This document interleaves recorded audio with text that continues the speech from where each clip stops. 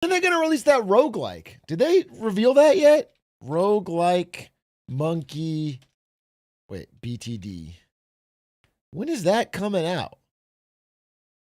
When are you? They did not release it, bro. They just teased it, right? Where the fuck? When is that happening? That would be actually fun to play. Why'd you out of breath? I just did a bunch of jumping jacks to wake up before stream. Big Angle, thank you for the 26 months. MacGyver, thank you for the 19 months. Ladies and gentlemen, welcome to the broadcast. The Atrioc broadcast here on November 26, 2025, one day before Thanksgiving. What are you thankful for is the question I have. Is it for this amazing stream? That's very nice of you.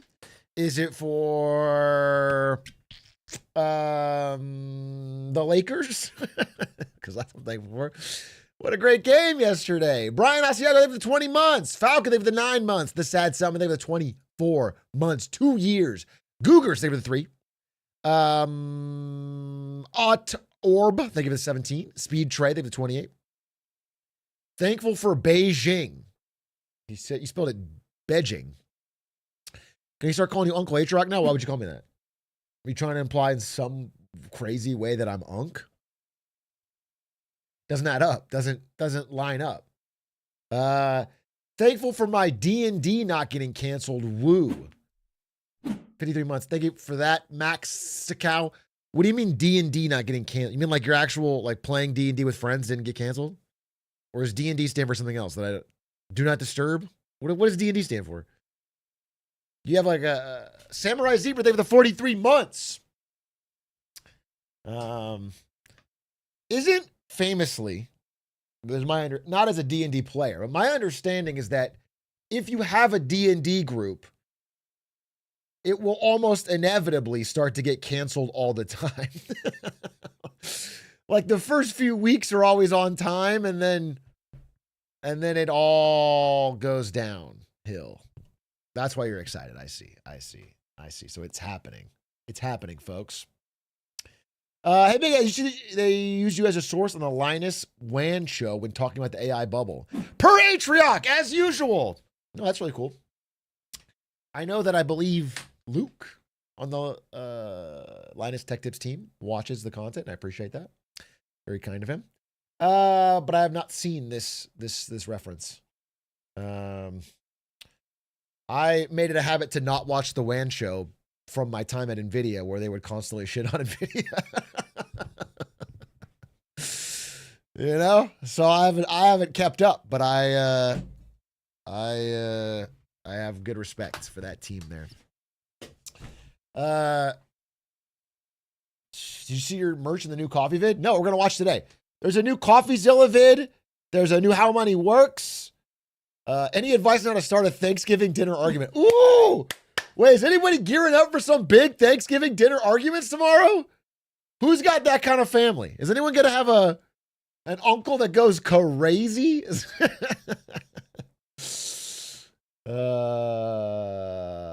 I think that's a fire. I'm not going to have that because I'm hosting Thanksgiving this year. With just some people that are in town. This is my first Thanksgiving in a while with no family. Outside of, I guess, my wife. Close family.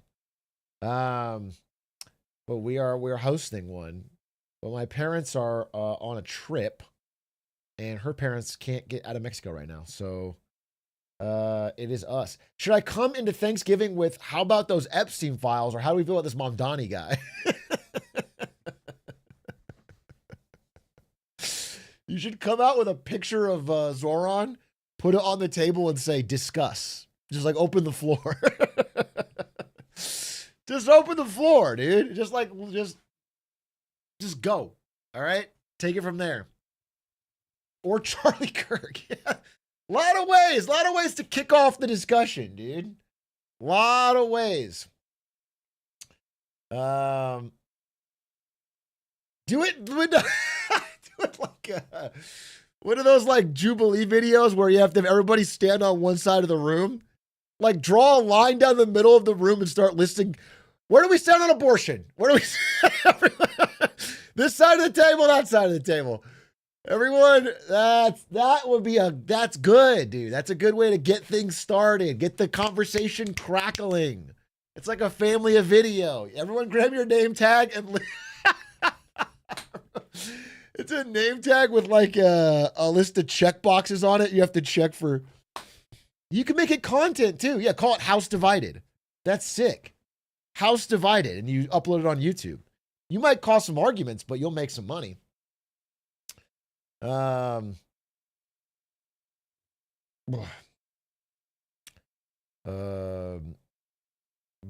relative thinks homeless people should be deported. Thoughts? I think that's a great topic starter for Thanksgiving. I think you should bring that up. Start aggressively talking about affordability when your family talking about affordability. I've never. I don't know if that's the best strategy. I've never found loud dinner table arguments to end with someone saying, you know what, that is a great point. My mind's changed. Never seen that. I've never seen it, never heard of it, never thought it's happened.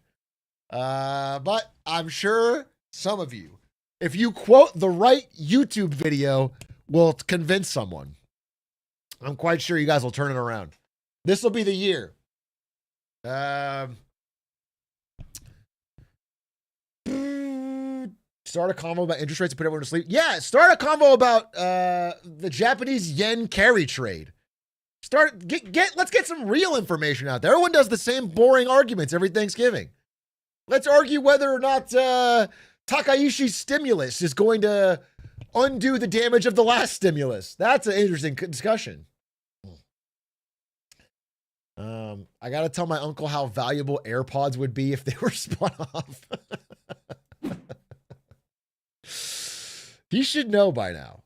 If he doesn't know, then I'm not doing my job, because your uncle is my target demo. And I want him to know one fact, basically. And that is that AirPods would be a really big industry, a really big corporation on their own.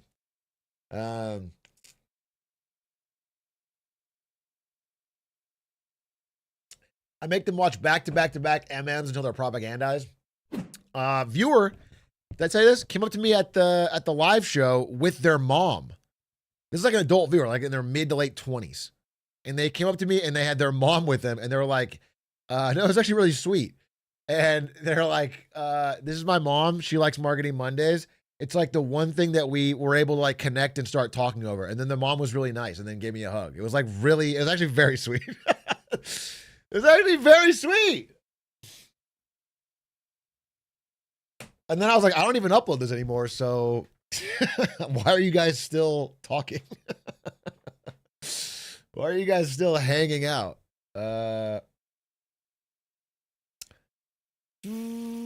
Unironically, I showed my mom your interview with Gavin. She went and watched LS. The problem with that is that I don't think, if your mom's a boomer, which she might not be, you could be young. Your mom could be even, I guess, an elder millennial. That'd be pretty tough, but probably Gen X. But if your mom's a boomer, we have been ripping into the boomers in that show. LS is becoming the boomer fucking hate hour. If you give us political power, we're going to have them in camps, bro. We're going to turn nursing homes into camps. It's crazy. We are fucking angry at the elderly on that fucking podcast. This last one, we were going in.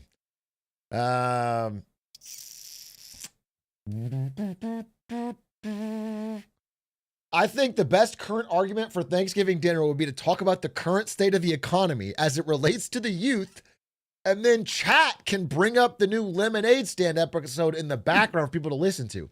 Who the fuck are you talking about with chat at Thanksgiving dinner? What do you mean chat? Do you mean chat is in like your family? The people around this conversation?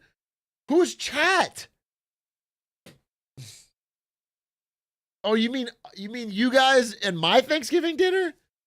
Because you're all invited because we're that close? Yeah, of course. Fewer Camphor, thank you for the 10 months. I'm sorry. Windfox, thank you for the 5 months. Muzzbot, thank you for the 20.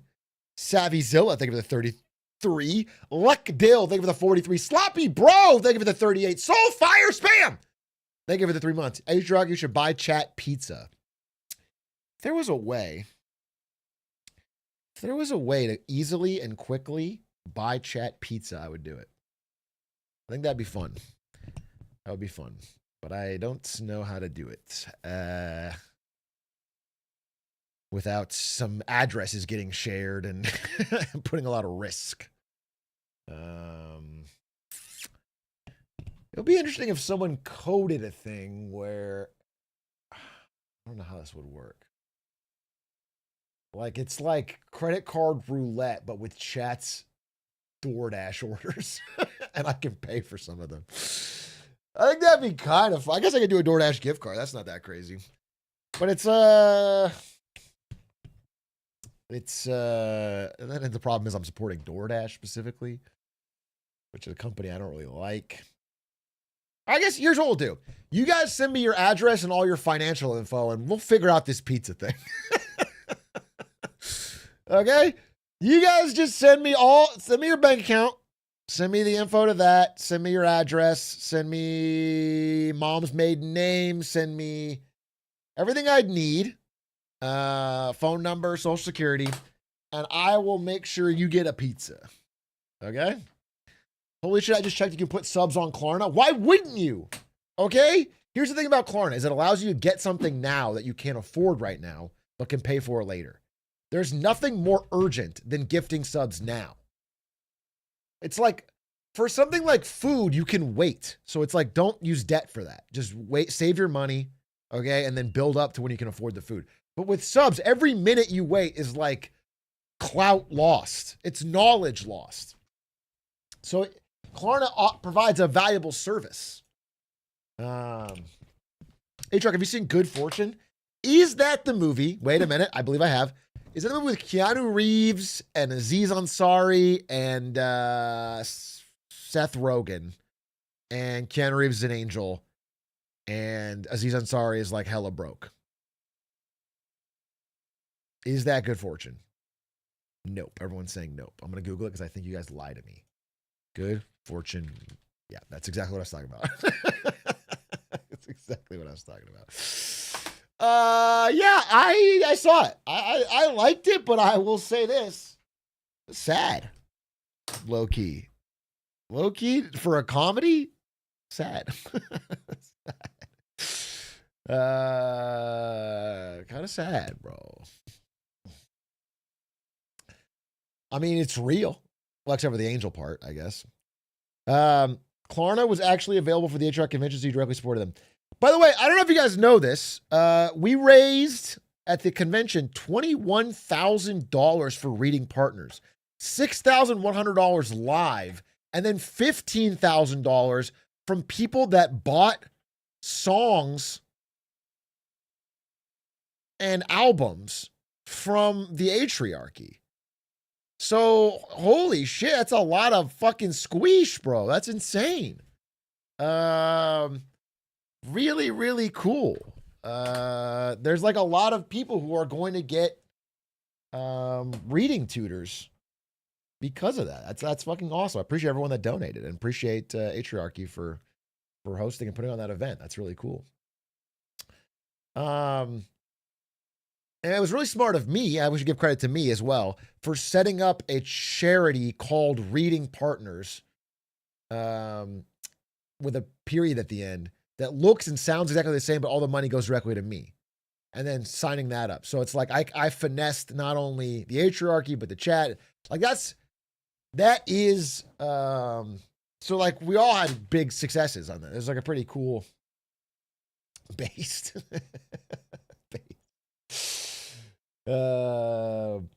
Completionist type beat. Yeah. Is that what he did? I don't really know much of that. I don't really know much of that.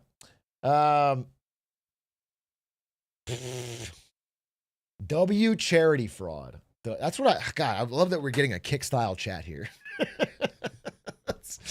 We need to get a chat that is just Wing no matter what crime. Okay? Like, I think it would be, I've been like hesitant to tell you guys, but I feel like we finally had a good rapport. I sometimes, when I'm driving, just close my eyes and relax. And if I heard a boom, sometime, but I don't see it. So like, is that a problem or is that like W self-care? It's like I'm taking a snooze. I don't have self-driving in my car. You just sort of hit the gas and you let it go. W car nap. Sometimes I'm on Discord with one hand and I'm typing I'm Eepy with my eyes closed. And I'm just driving. And it's like, I feel really good about it, but sometimes people make me feel bad about it. And I think that's fucking lame. So I'm glad I have a chat that W support me on this. I actually did fall asleep at the wheel once and it was on the highway good times. It does not sound like good times. It sounds terrible. Dude, driving sleepy is spooky. Spooky. I remember this is like when I had to drive cross country between Colorado and California. So not cross country, but a very large drive. And I was trying to do it in, I think, nonstop, which sounds crazy now that I said, how long is that drive? How long is that drive? That's doable. That's doable. It's like 16, 17 hours. From where we were. That's doable. That's doable. But I was trying to do it one day and I was doing it overnight. So I was telling myself I was going to leave at like 8 a.m. and I left at like 1 p.m. I remember that. I left at like 1 p.m. So it's like late, bro. I'm like fucking very, very, very tired and I'm driving. And I remember I kept I was putting on YouTube videos of scary stories to try and scare myself awake. I was putting on like the scariest things because I was trying to open my eyes and be. But then I got too tired. Like it didn't work. Like it wasn't really helping. And then I pulled into a gas station in the middle of the night, in the middle of kind of nowhere, and it's dark. And I'm like in the parking lot trying to sleep. I'm like, I'm gonna get 2 hours of sleep. And then I listened to all these scary stories for like 3 hours and I'm in the dark and I was like fucking scared. I was like, my brain was all primed. I'm sleepy. I'm in the car. Every like scratch or bump I hear outside, I'm like, what the fuck's going on? So I remember like I completely fucking screwed myself on this journey. That's life, baby. That's life. I slept at a truck stop in Kansas once to finish the drive. Yeah, sometimes you got to pull over. This is still the Honda Fit. This is crazy. That's why Waymo is winning. Bro, this is not why Waymo is winning. Waymo is not the answer to the problem of everyone listening to scary stories in the car and they're too scared to sleep. That's not the solution that Waymo is offering. Waymo has, I believe, different problems they're solving. But you see that Waymo is expanding to Waymo places plus fucking 6. Holy shit. It's so funny. How did he come up with that? Holy shit. Right here. Look at this.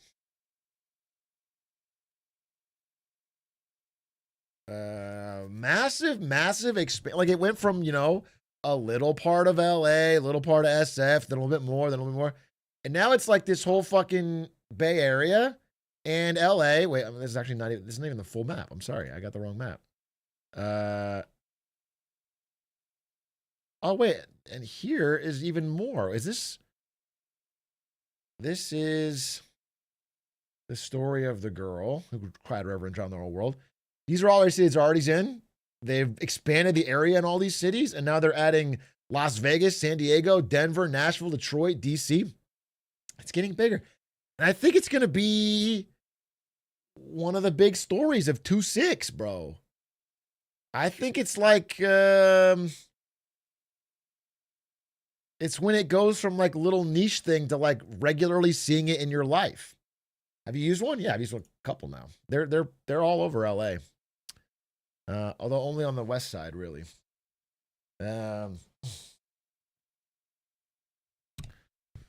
What is this? This is self-driving Waymo cars. And they're actually pretty convenient, man. They're great.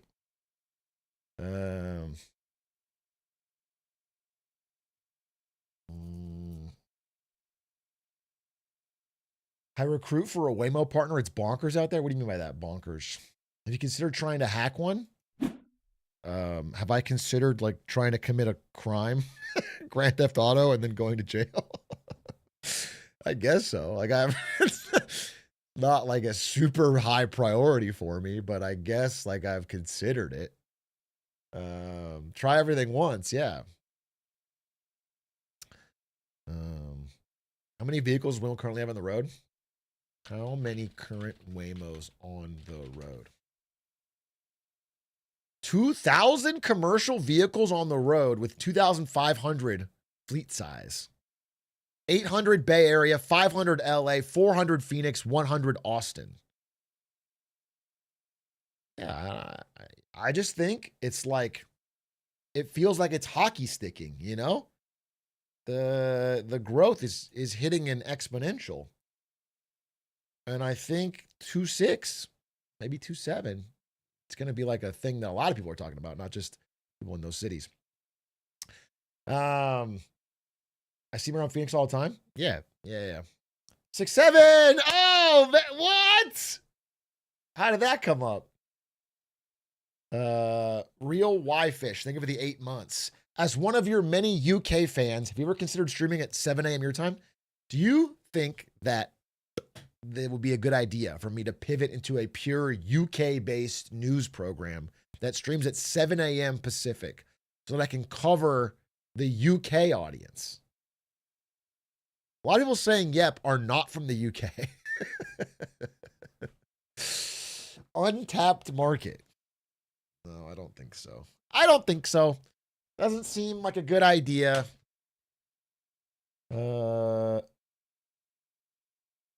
If you got a dentist sponsor, wait, sorry, you lost your message, but it sounded terrible. Might take a while for winter conditions to be handled properly by driverless cars. Yeah, I'm not saying there's not going to be roadblocks, and I'm just saying there's progress. It's like it's seemingly more exponential. Can we do a nationality poll? Actually, I can tell you my YouTube demos. Let's see the YouTube demographics of nationalities. Let's see it right now. How do I look at this? Big A channel, settings, demographics. No, this is creator demographics. How do I see my demographics? Community, maybe? Audience. Hold up. Wait a minute. Okay. My audience is from, can you guess the top 5 countries of my audience? China, Russia. It's just bricks, dude. It's all down the road. No, it's the US is number 1, as it is in all metrics. Okay. Amen. USA. Probably because I have a primarily MAGA audience. The United States. Canada number 2, obviously. UK number 3. Australia number 4. And coming in at number 5, primarily for my views on nuclear energy, is Germany. Then Netherlands, Sweden, India, Singapore, Norway, Denmark, Brazil mentioned, Poland, Finland, New Zealand, Philippines, France, Switzerland, Ireland, Belgium, Austria, Japan, Spain, South Africa, Portugal. So, yeah, pretty interesting. Brazil. Those are all in the top 10. Mexico, as a half Latin king, it's 12. We're up there, dude. We're up there. Dub Demand, thank you for the prime. Thank you for the 35 months. A Sergeant, thank you for the 6 months in advance. Goddamn. Hey, happy Thanksgiving Eve. As a millennial mom introduced to you during the pandemic by my teenage son in a marginalized audience demographic, may I ask you to discuss climate change for a bit? Save it for Thanksgiving, ma'am. Thanksgiving tomorrow. Can't you bring it up at the table with some uncles? Can't we get into this debate on Thanksgiving? I mean, I don't know. My opinion on climate change is that it's real, but it is not my number one priority. And I know people get really mad about that, but I think there's other things that got to be fixed before you can even tackle it. That's what I think. I think if you try to tackle it first, you just lose political power, and then you get everything unrolled anyway. So it's like it's not in my top things I'm prioritizing or focusing on or trying to rally people around. We don't have Waymos here, but people are putting blackout in the Waymo on the way to the club if you're like a looking adult. I'm sorry, wait. We don't have Waymos here, but are people getting blackout in the Waymo on the way to the club? Yeah, any place you can drink and feel like you're driving is the greatest thrill a man can achieve. Now, of course, it's responsible to take a Waymo. If you're drunk, take a Waymo. But the problem is with a Waymo, possibly even more than an Uber, because with an Uber, you can like easily tell it to stop and get out.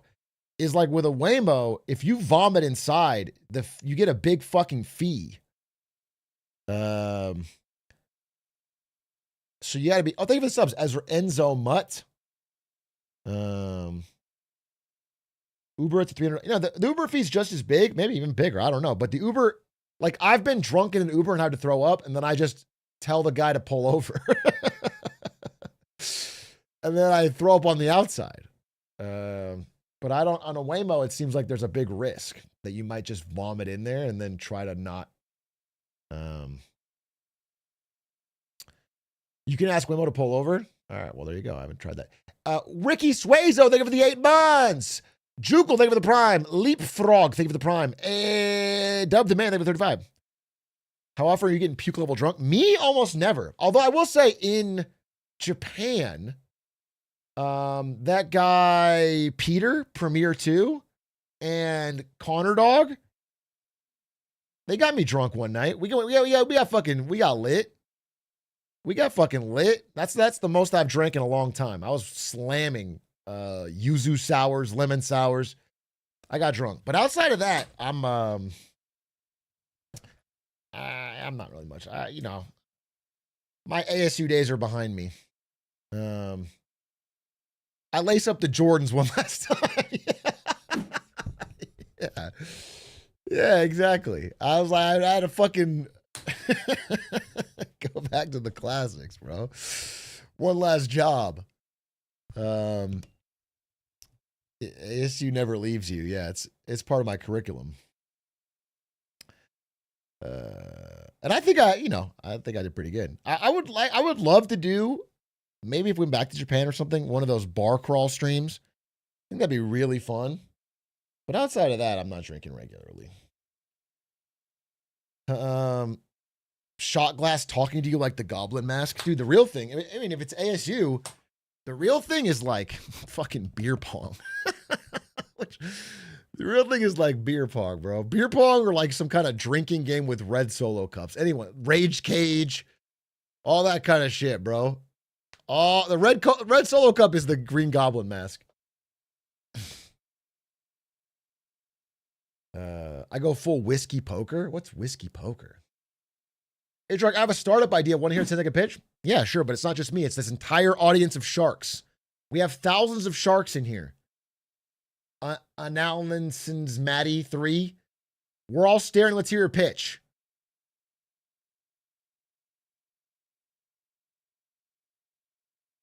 You're going to get banned if it's bad. Uh-oh.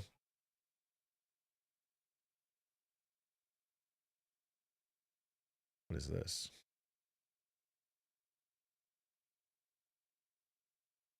What, they said it? They said it twice. I lost it. They said it twice? Where is it? Here it is. Okay, let's see. Your idea is Wayless, and it's a drunk driver rideshare service. Okay. Way less. So instead of way mo, it's way less. And you're okay. A lot of people are in. So don't let me be the negative Nancy here. Your business idea is simply to take drunk drivers and then also put a passenger in there. I guess. Here's the T, right? Let's assume every day in a city there are a certain number of drunk drivers. These are like fallow assets. These exist currently. You're not creating them, they already exist. If you can monetize these drunk drivers by somehow putting a passenger in there and then adding a risk premium, because your chances of an accident are much higher, so maybe you pay less, then theoretically consumers can make the choice to take a little bit of extra risk to get a cheaper driving experience. You'd be reducing the amount of accidents because the drunk drivers get more practice and make less mistakes. I think the exact opposite. Just want to be clear, the math would be that financially incentivizing drunk driving would create more drunk drivers. In fact, the funny thing is, you'd probably get Uber drivers creating accounts on this app and then pretending to be drunk. They'd have like a bottle of vodka, but it's water, and they'd be like, hey, it's me. I'm drunk, get in. Just so they could get more clients. Because you're... I'm so drunk. Oh, I'm so drunk.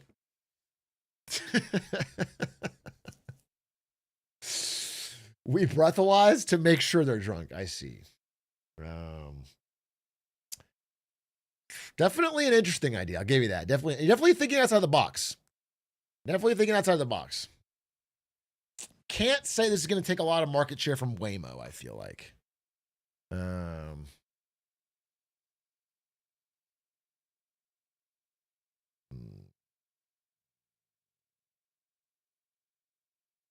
Waymo charging people more when they are drunk is going to make them so mad.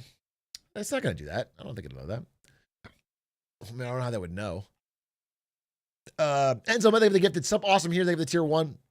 Enzo, do you have a message? Thank you for the gifties. Jesus. What is your dono message? Can you please watch Mike OK on YouTube cries and pees a little? No idea what this is. This is what you're talking about. Mike OK. Inside China's most remote society. Afghanistan broke me.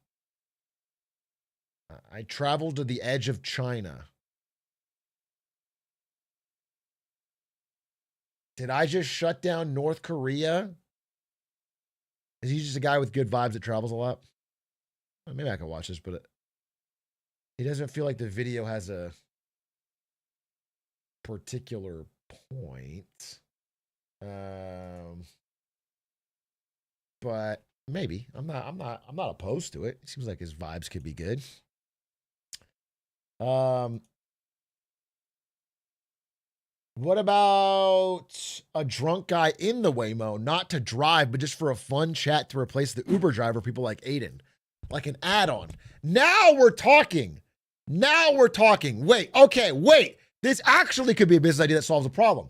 You take all the former drunk drivers who would have been a danger to others, okay, and you give them free Waymo rides in the front seat, but only if they have excellent vibes for the Waymo passenger in the back seat. So all the drunk drivers who would have driven home drunk are now the +1 you can select on your Waymo to get a viber. Okay? Wait a minute. That's actually pretty fucking sick. People are just going to get drunk to get free Waymo rides. Okay, but it's not like you don't have a choice. Like if you're getting a Waymo, you either pick, do I want a Viber or not? Maybe you could pick their star rating. Okay? So I only want a 5-star Viber in my front seat. And then you're going to get a true auteur, a true 5-star, a guy who's really drunk but has like a great attitude. You get a chatter. A true autist? No, that's a different service called Chatter. And you don't get to pick which ones you get. They have to have good vibes. Yeah, exactly. They have to have good vibes. That's how they have good vibes. Can we? I'm sorry. Is Chatter is a good name for an app? I guess. I feel like the hardest part of the app is not the name; it's making something people would actually use. But I do think Waymo's gonna be big.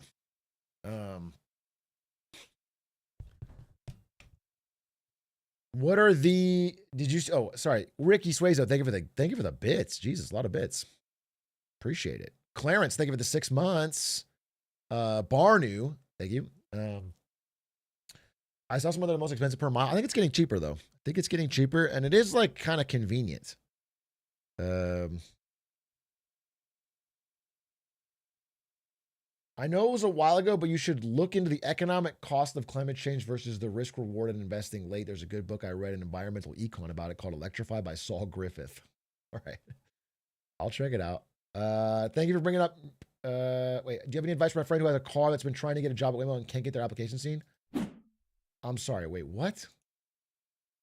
Your friend has a car and is trying to get a job at Waymo. Is this a joke? Do you mean like they want to drive for Waymo?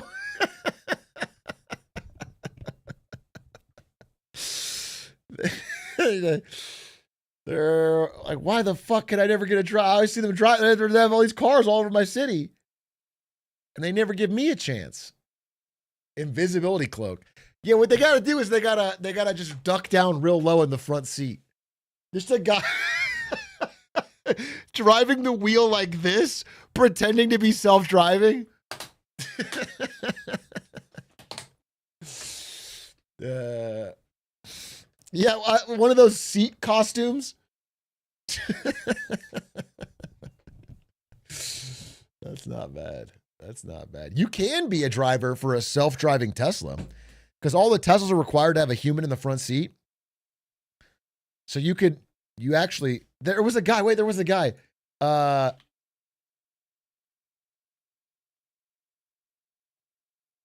this one, dude, this is so funny.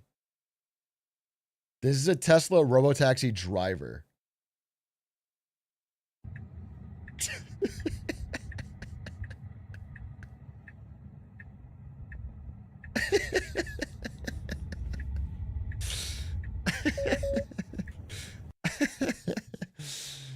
Bro is asleep.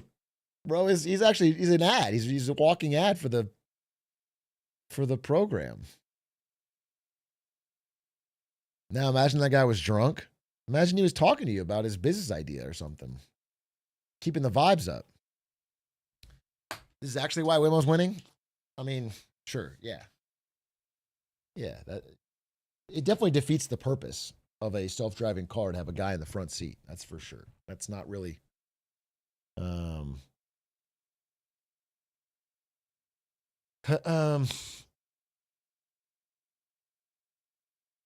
I work remote 3 days a week. I could just have a laptop and do Uber in the car. What? Wait, are you saying, okay, you're saying you're driving for Uber, but also working remote on your laptop? That's an insane grind set, sir, and I think very dangerous. Or you mean self-driving, I see. You could be a Tesla self-driving guy sitting in the front seat working on your job. Yeah. I think you're supposed to have your hands on the wheel and be ready to take over if something goes wrong. Hashtag Mamba mentality. Do you think Kobe Bryant was driving for Uber while practicing for the NBA? You think Kobe Bryant was getting a side hustle in? I don't think so. I think there is a line where it's too far.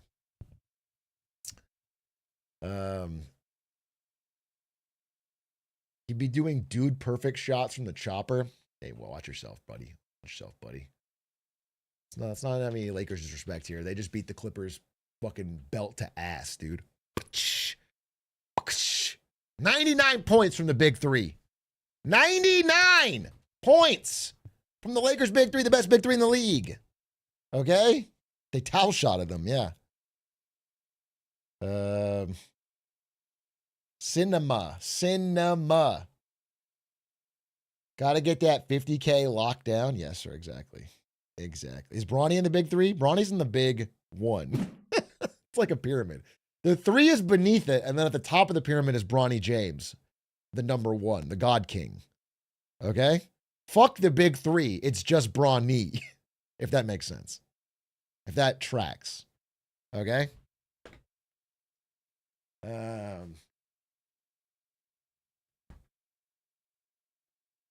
Fuck the big three. It's just Bon Me as a Vietnamese restaurant.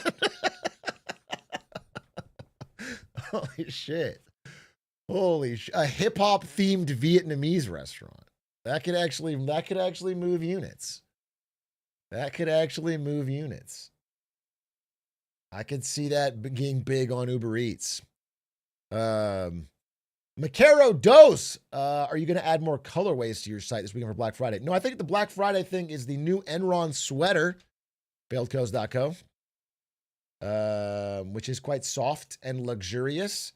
And the Evergrande Group Chinese hat, which looks like this. These are the two new products for Black Friday. I don't have my copy of this yet. I'm waiting for this to arrive so I can wear it, but I can't read Japanese. Come on, dude. Let's not do that. Let's not do that. Enron Japan. The real Musty of the 7 months. After nearly a year of job searching, I got a good job with the state of California. W Real Musty, congratulations on a year of job searching finally leading to a job. I'm happy. We've been seeing some people get jobs in chat, and I'm giving W's every day. That's really cool. I'm excited for you. I'm sure that is a big fucking relief. I definitely recall the relief I felt when I fucking got the job at Twitch after fucking, that's probably a year and a half of trying to get a job. And it meant a fucking lot to me. And I definitely I've not forgotten what that feels like. It's a huge fucking relief. I showed Adish my picture with you, and he said it looked like I was with my estranged father. Adish is too cocky, okay? Adish throws around a lot of fucking jokes, okay? Let me tell you something. I'm hiring for a new Adish, okay? You have to be a former construction worker who loves editing.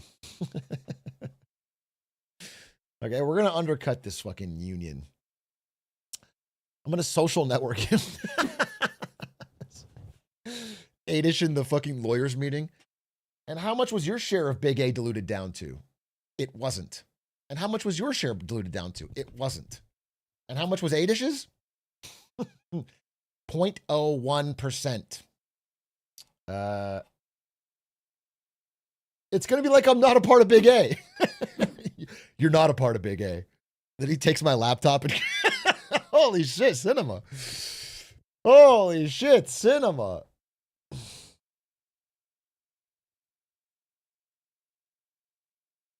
My name's in the description. You might want to check again, buddy. And then it just says glizzy, glizzy, glizzy. Wait a minute. We might have a fucking movie here. Oh, speaking of Atrioc, dude, I had so much fun at Atrioc that it made me think about live events. I mentioned we might do some live events for Lemonade Stand, but I also have a plan, and I can't tell you about just yet, but I think in early to mid 26, I'm doing a live event for something special, and I have made some forward motion on it today, and I think it's going to be really cool. It's like I'm very excited about it. W motion is really what the best thing you could say to this is W motion, and I'm very excited. I think it'll be cool as fuck. And yeah, some other stuff that's cool. So, is your seat product placement you're getting paid? No, dude. Actually, I have something really embarrassing to say. I don't even know if you can see it. God, it's so embarrassing.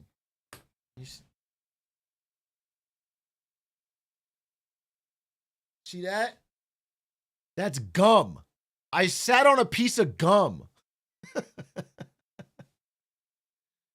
There's like a piece of gum like in the chair. It's completely in there, dude. I have to get another chair.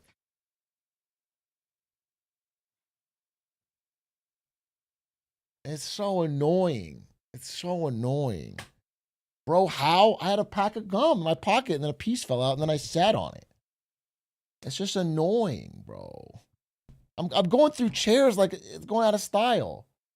And then Ari was like, just put a piece of ice on it, it'll come right off. First of all, that's like for clothes.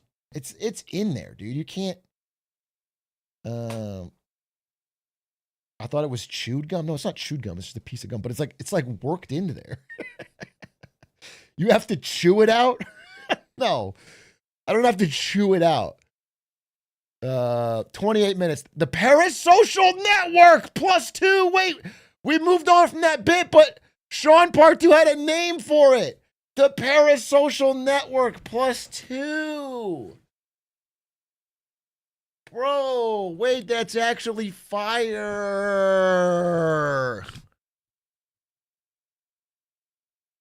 The Parasocial Network. That's like a fun skit we should do.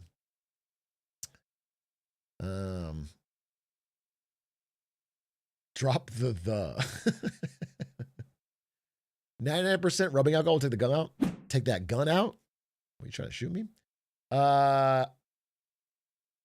Yeah, I guess I could try it. I guess I should try cleaning this. I should try give it a legitimate shot because I don't want to buy another chair. I go through chairs too much now. It's crazy. I would very much like. Did I show you this already, by the way? It was a pretty sweet gift. I don't know what it's referencing. Like I don't really understand it. I don't really get what it could possibly be, but it's like a very sweet. It's the fact that someone made it is so nice, you know? It's just really sweet. And then someone else, guy named Michael, I have his card around here somewhere. It was a very sweet message. Got me this Chinese Air Force watch.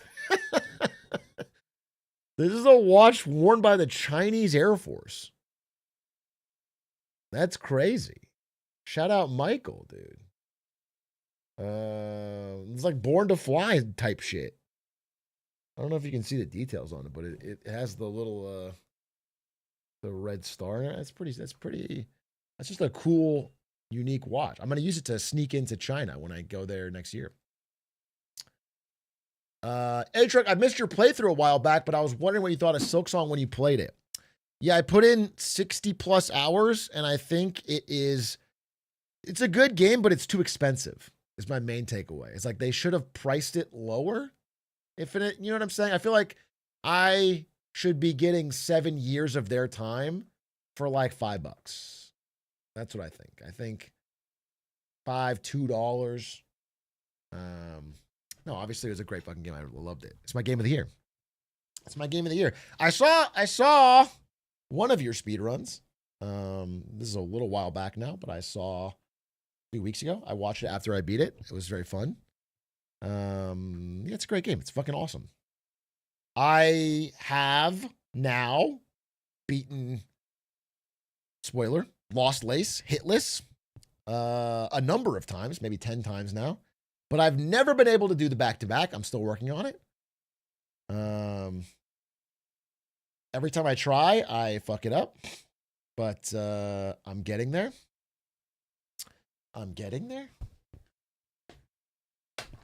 Do you still like Pokemon at all? I know it's not happening with hashtag real gamers. The reason I don't fuck with Pokemon right now is not because it's not a hashtag real gamer thing. I'm not worried about clout and whether or not the games I pick are going to put me in the right group of gamers. I think Pokemon low-key sucks now. And that's not even a hot take. I think Pokemon is like, what reason would I have to come back and play the same game but easier and worse? I don't understand. Why? I have no interest in that. I heard there's good ROM hacks though. Play Silk Songduel right now, or you're a fake gamer. Silk Songduel? This feels fucking stupid. Silk Songduel. I don't know any characters' names. No, I don't know character. I thought it was a location. I'm not doing that. Oh, location. I'll do location. Oh, I have no idea either. I don't know characters' names of fucking. Listen, the only story that I know about that game is that. What honestly do I know about that game story wise? I know that Hornet is the good guy. And I know that the grandmother is the bad guy. Facts. That's like, and that's all I need to know. Okay. That's all I need to know. All I'm doing is I'm waiting for Zanzi. Thank you for the gifted, by the way. I'm waiting for the Moss Bag video. Okay, that's what I'm waiting for. Sherma's cool, and Sherma's a chill viber. It's out. Wait a minute. Moss Bag YouTube. The somewhat complete lore of Silksong. It's a fucking hour. Bottom line it for me. Bottom line it for me. What the fuck are we talking about? An hour? An hour 17? Just like, where's the YouTube short that kind of covers the main shit? I need the grok summary.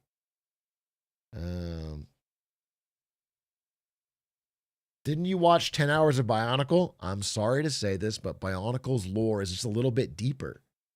Okay? It's like Silksong was made to sell toys. Bionicle was made to tell a real story. Do you understand? Bionicle was made by artists who had a real thing they wanted to get across to the world. And Silksong was made primarily by a big corporation to push children's toys and TV shows.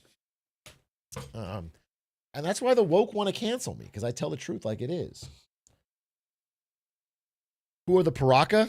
Don't try to fucking catch me in a lie, dude. I know the Paraka. They're the bad guys.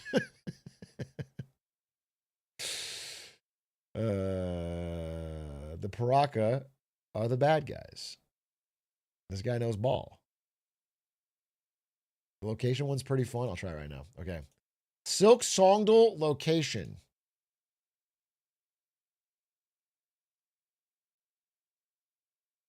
Guess today's hidden location. Okay, this is obviously like here. Or maybe like it's like here maybe. No. It's like we're in this fucking area. We're in this fucking area. It's not here. Could be here. Could be here.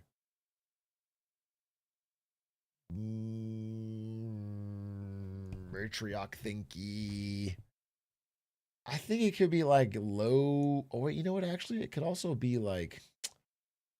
Could straight up be like down here. Actually, high key. It could be like a deep dock situation. Couldn't it be like right here? Boom. Trobio! Did I get it right? Oh, I fucking crushed! Holy God, he's fucking cracked. He's cracked, dude. He's cracked, rocked, and stacked. Wait a minute. Wait a fucking minute.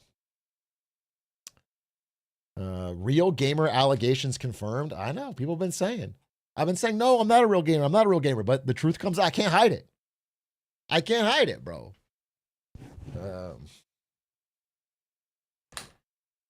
me tell you something. You're not going to find, listen, there's a lot of people on Twitch that game. And there's a lot of people on Twitch that yap about current events. But you're not going to find a single fucking gamer who's doing a live marketing presentation.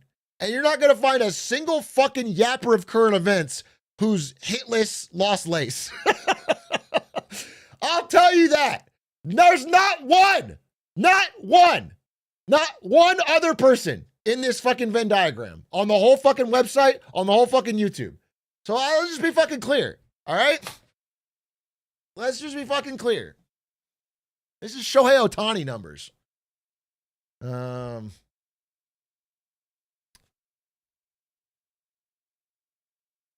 Does anyone notice how Atrioc sometimes goes into the mic and it sounds like a zombie from Minecraft? I've heard it's more like a villager.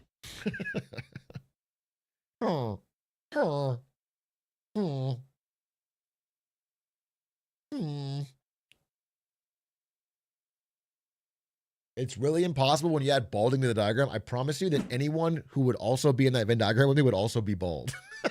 That would add nothing. That would add no new dimension. Nobody who could do this would not also have hair. So, did you see Stans playing Sevcraft? Big congrats, ladies and gentlemen, to Stansy, my good friend Stansy, who had a child, the young Madeline Stans. W Stans. We're going to be streaming as part of Stans' paternity leave. We're going to stream on his channel. We're dividing it up among some other of Stans' friends that are streamers. We are all going to take a day or whatever and stream on Stans' channel. I am going to take a Kick sponsorship and stream on there with some gambling. I'm going to load it up with some Gamba, some DraftKings, some Kalshi, some Robinhood, I'm going to fucking just let loose. I'm going to let loose. I'm going to leak his stream key. I'm going to sell his stream key, but I will do my allotted hours.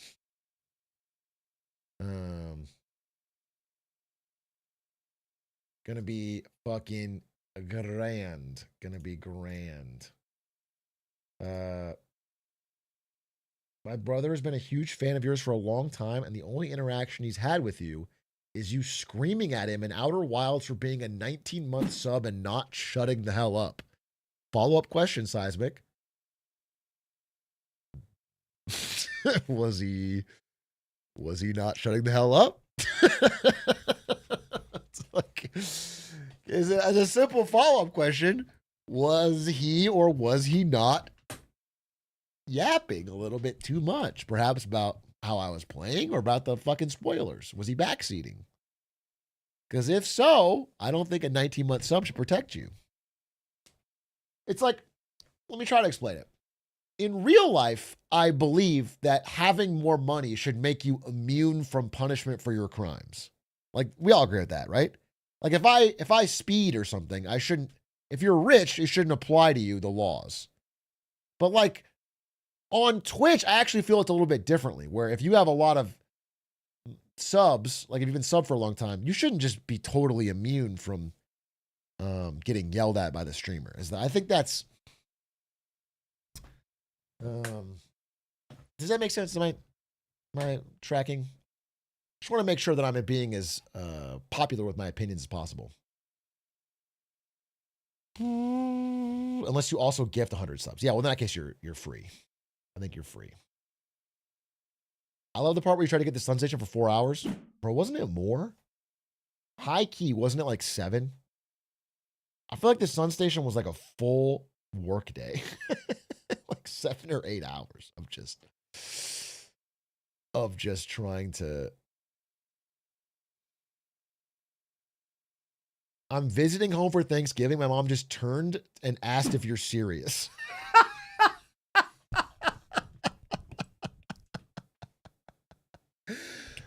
Yes, lady, I'm serious. Are you still watching? Yes. I think people should be able to ignore the law if they have more money. Is that a problem? Let's debate it on Thanksgiving. Get the family around. You guys split into teams. One of you take pro monetary justice, the other take the other. Jeez. Don't call her lady. I thought that was polite.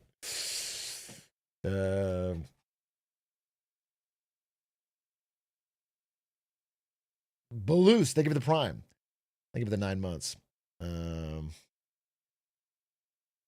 Atrioc hates sarcasm. I do. I hate it. I never use it. I never use it.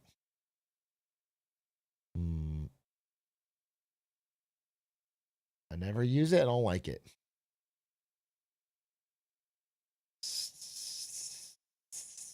You sound too cocky for a guy sitting on gum.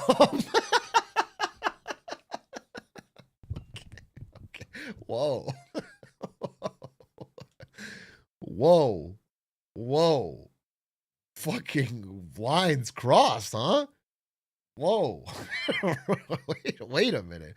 How? First of all, and then what are we going for here?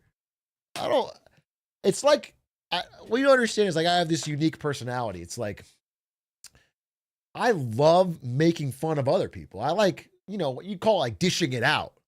But honestly, and this is like different about me, is I don't really like it so much when it's directed my way. I think that like I really like the first part, and then the second part actually is like, it's kind of cringe. It's like,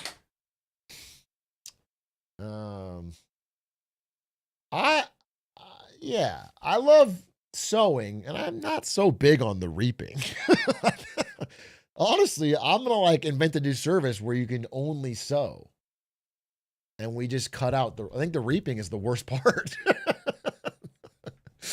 I feel like the reaping is the worst. Like maybe I'm crazy, but I feel like the reaping is the worst part.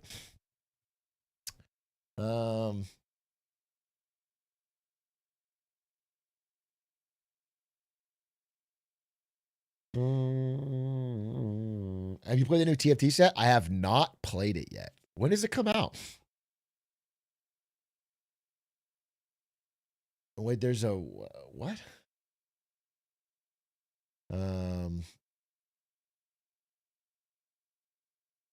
December 3rd, it's live. I've never had access to PBE.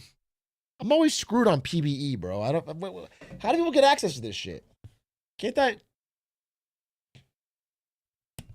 I get clouded or something? Why can't I get into the PBE? You just sign up? Oh, that's why I haven't done it. That's why. I thought someone would email me with like a fucking password or something. I'm not going to do the fucking... What a pain in the ass. What a pain in the ass. Did you see Fizz's new card for Riftbound? Yeah, I got texted it by Jimmy Wong today. Where's my phone? Well, whatever. He texted me. He's trying to get everyone into Riftbound. I think Jimmy Wong is 100% leaving Magic the Gathering, going all in on Riftbound. I get the vibe that Jimmy Wong is like, he wants to be that guy for Riftbound. He's like, he's been pushing it in the Magic groups of LA.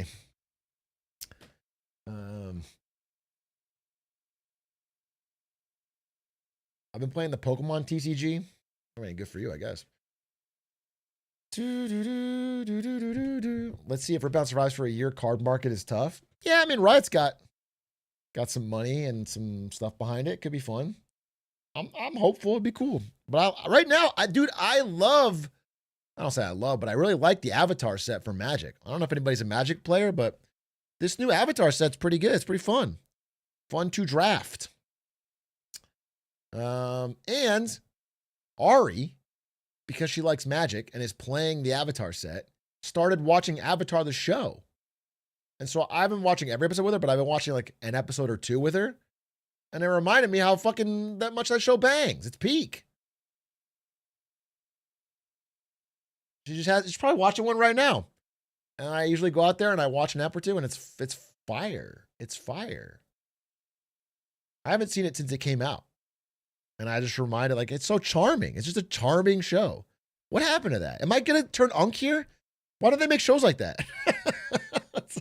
What is someone who's younger now watching? They're watching not Avatar. This is a back in my day shit, but like, Jujutsu Kaisen. Inzuma, thank you for the gifted. Dora the Explorer. No, that's old. I heard someone say that we're in like this. I don't know, the cultural. I don't remember the word they use, but it's like a fucking human centipede or something. It's like everyone's just watching the old stuff. Like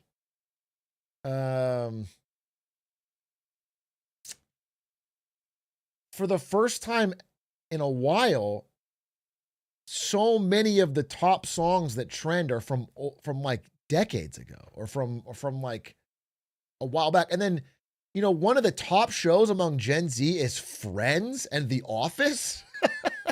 What? Both those shows are well before their time, and then also like and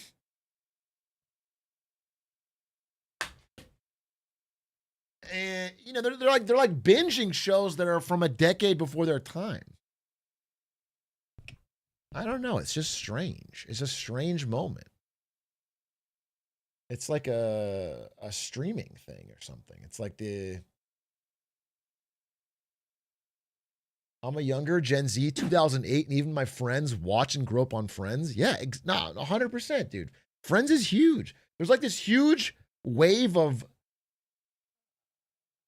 I don't even want to say millennial, but like millennium nostalgia. Late 90s, early 2000s nostalgia. From 2008 is crazy, by the way. What does that make you? 17? You're 17, 2008? Holy fuck. Holy fuck. Whoa. How crazy is that?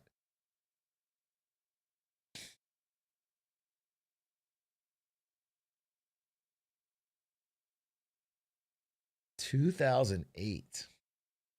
I work as a music tutor and all the kids want to learn is 80s, 90s music. Yeah, I'm saying is like I'm not making this up, is what I'm saying. There's like a surprising resilience among 90s, early, I mean, you could say 80s too, I guess, but 90s, early 2000s stuff among generations who would normally have moved on from it.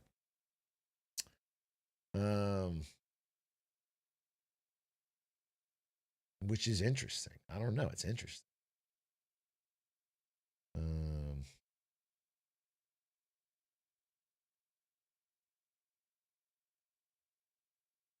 Atrioc is so old, I bet he longs for the 1880s. All right, let's do it, I guess.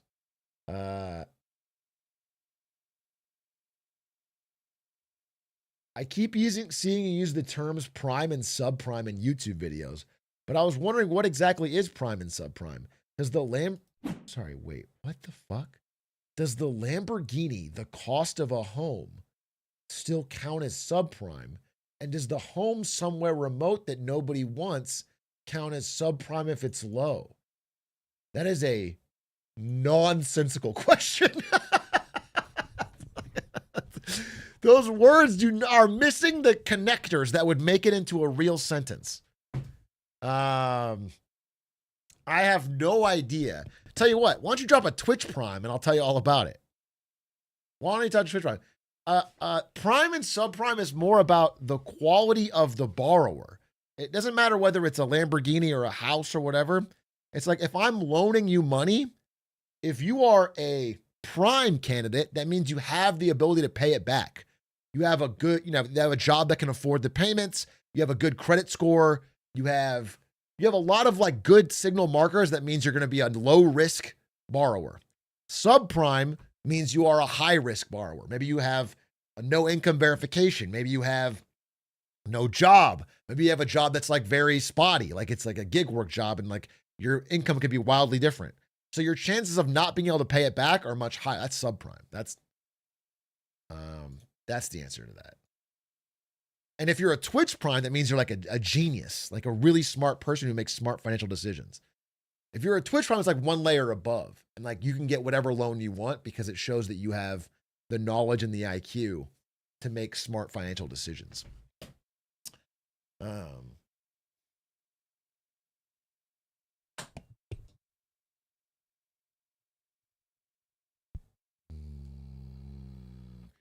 Wouldn't the assets that the bank gets in case of failed payments still be a little important depending on how liquid it is?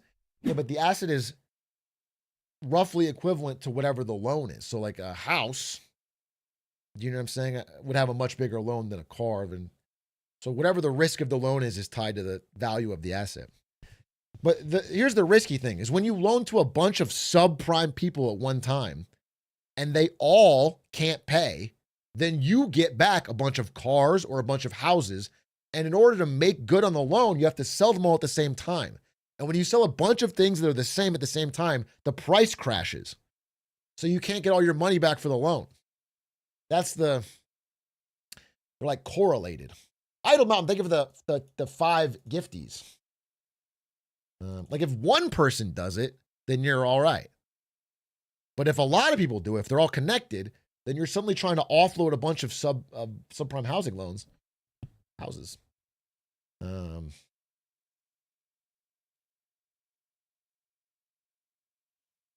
if you're a prime drink, I got a really fun game for you. Very nice. It's a game. It's a really fun game.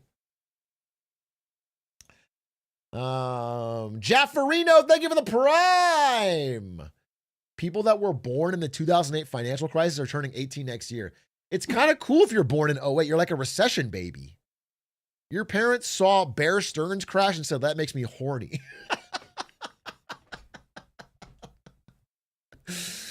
That's crazy. That's fucking crazy, dude. They saw the fucking Dow drop 800 points and said, I'm going to drop my pants. That's wild.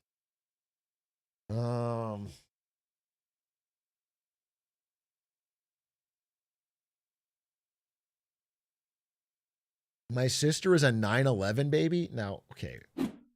A 9/11 baby? Did your parents conceive on 9/11?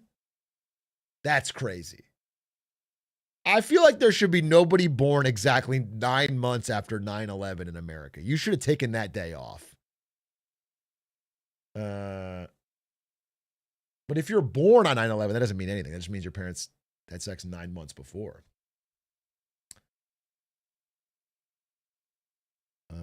It was an hour before.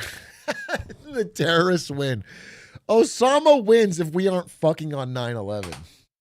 I guess you have a good point. Popeye the VR man, thank you for the 37 months. Cole Bossert, thank you for the prime. J Quill, thank you for the prime. Turn the air on in here a little bit more. It's kind of hot.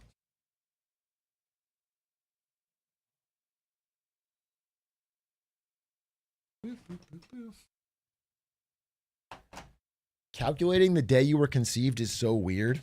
I guess so, yeah.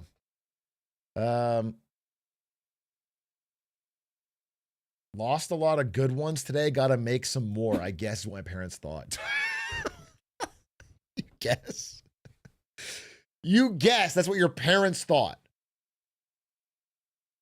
Why don't you just not think about it? You shouldn't be thinking about it.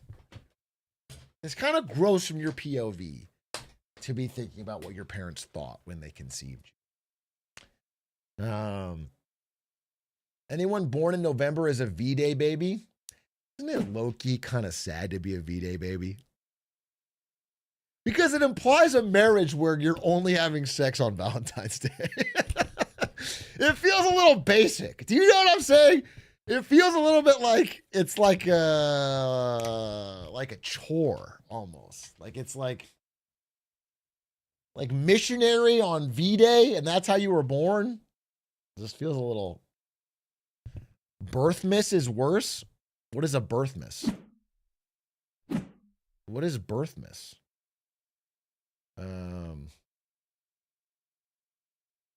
Oh, born on Christmas? What are you, Christ?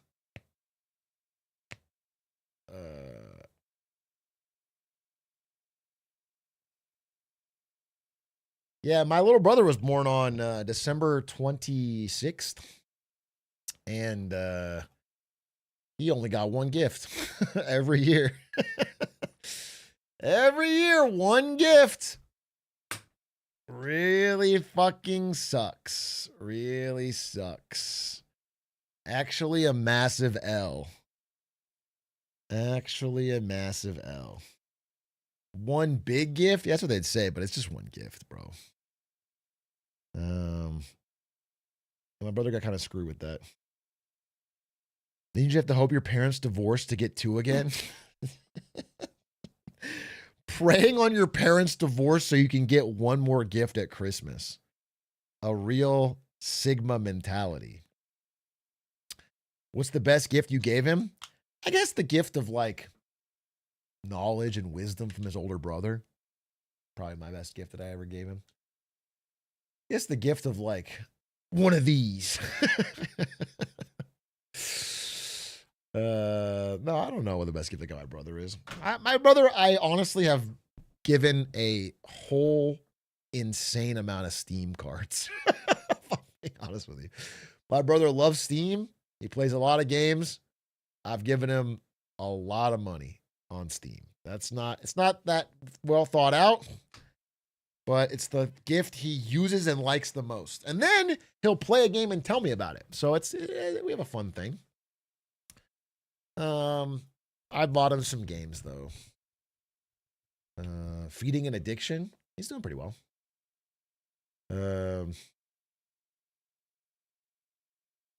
That's why Gabe owns a yacht now? Yeah, I guess so. What else? What's the best gift you've ever given or received, actually? I need to start doing Christmas shopping. What's like a great gift? I'm trying to think of what's a gift that would really...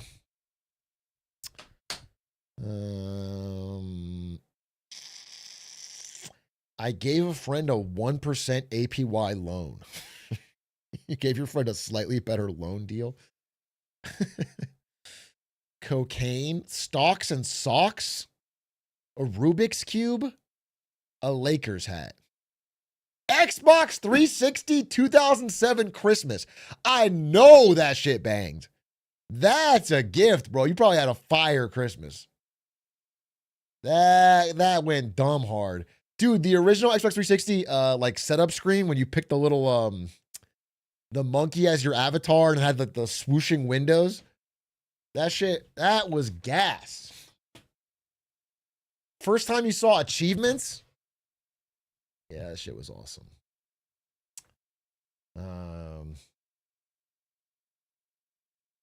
Wii in 07 went crazy. Dude, a Wii in the first couple of years it came out, when you'd open it at Christmas and you'd set it up and then all the family would play together. Peak. The best Wii Sports, Wii bowling rounds of all time. The best Wii bowling. And then the older people in the family wouldn't put the strap thing on their wrist and they would throw the fucking... Yes, dude. That shit was so gas.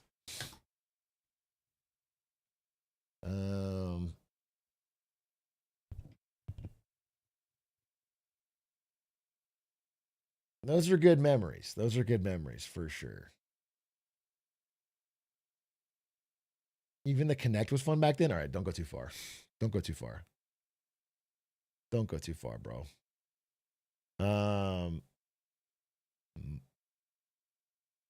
Heelys banged. Heelys. You were a Heelys guy?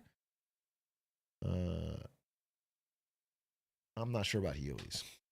I'm trying to think of a gift that like really banged. I mean, this was really nice. Thank you, Michael, for this. Thank you for the 55 months. Voodooism. Prime DS. DS was a great gift. I mean, the greatest gaming gift I can remember, and it doesn't even sound like a major deal, but I got Knights of the Old Republic. Original CD. Yeah, it looked like this, maybe? This is what it looked like. Shit was 4 discs. This shit came out, I don't remember, 2003 or something? I don't know what year. I got this for Christmas. We had a crappy old PC. I spent like 3 hours installing it, and I played it 72 hours straight. They just lost me. My parents, I had other gifts. This was the only thing I had my mind on. I was so immersed, bro. I was like, this is the greatest thing ever made. I was so blown away. when this game came out. I was blown away. I loved it. I remember I gave my mom a big hug and said thank you so much, and she was like, it was such a nice gift, bro.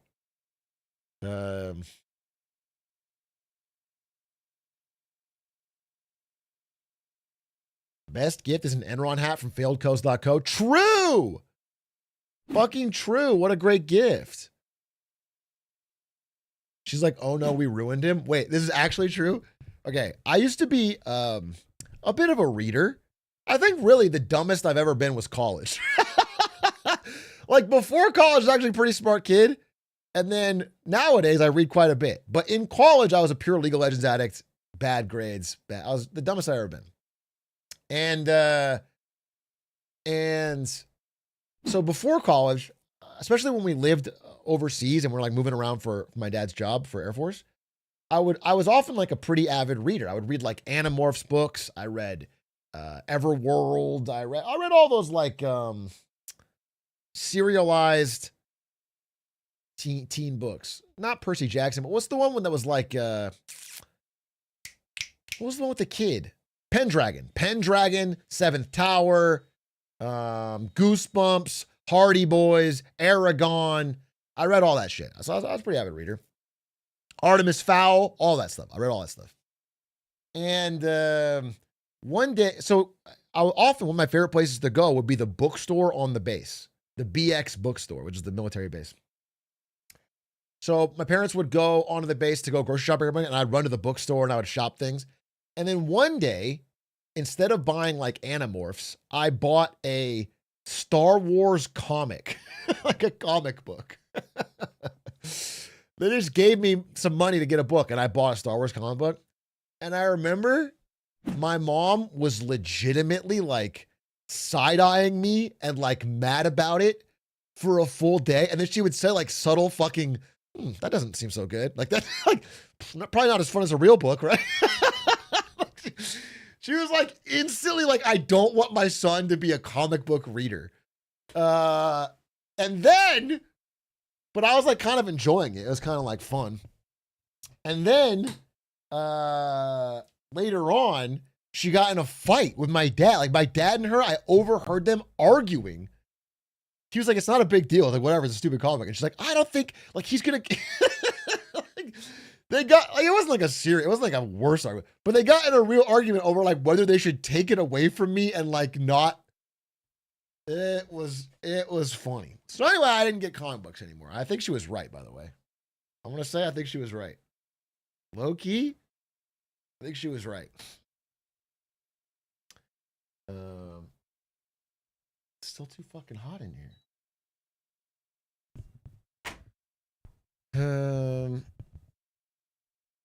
Now it's not as looked down upon. Yeah, I do think it's less of a problem now, but I think she was right. Imagine how fucked your life would be now if it was manga. Fucking true, dude. Dude. Imagine it was fucking Naruto.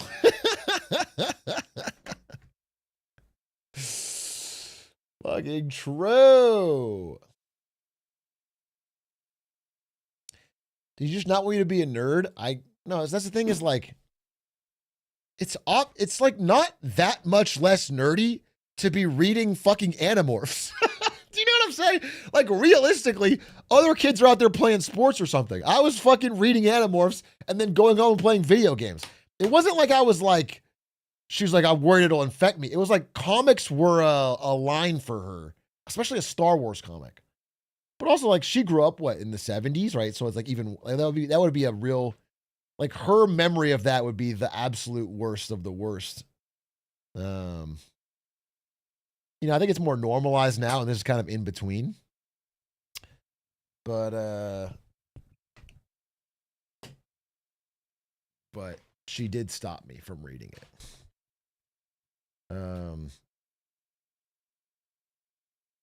Hey, thanks, Double Pair. Appreciate that. Have you seen Winning Time: The Rise of the Lakers Dynasty with John C. Reilly? No, I haven't, but I'm going to. Definitely going to watch that. I'm going to watch that, and then there was the wasn't there a different one about the Showtime Lakers? Like a it got canceled. Oh, that was Winning Time. That was the one I was thinking of. I'm sorry. Yeah. Yeah, that's the one I want to watch. You watch Chair Company? Yeah, it's fire. It's strange. I've never seen a show like it. Robert Stack's thinking of The Gifted, by the way. But Chair Company's great.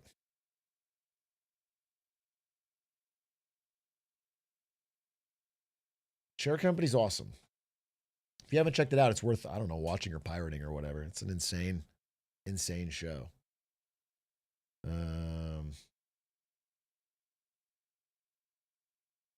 We watch CoffeeZilla? Yeah, I think we should.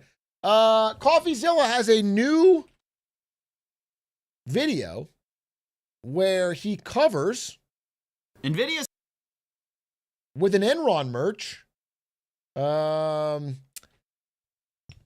So, you know, there's been all this AI bubble talk from a variety of sorts. I gotta say this. Okay, you know what? Honestly, this is how it's felt lately. Because people keep linking me these videos like it's right up your alley. I feel like there's like this converging between like how money works and CoffeeZilla and me, and we're all reading the same stuff.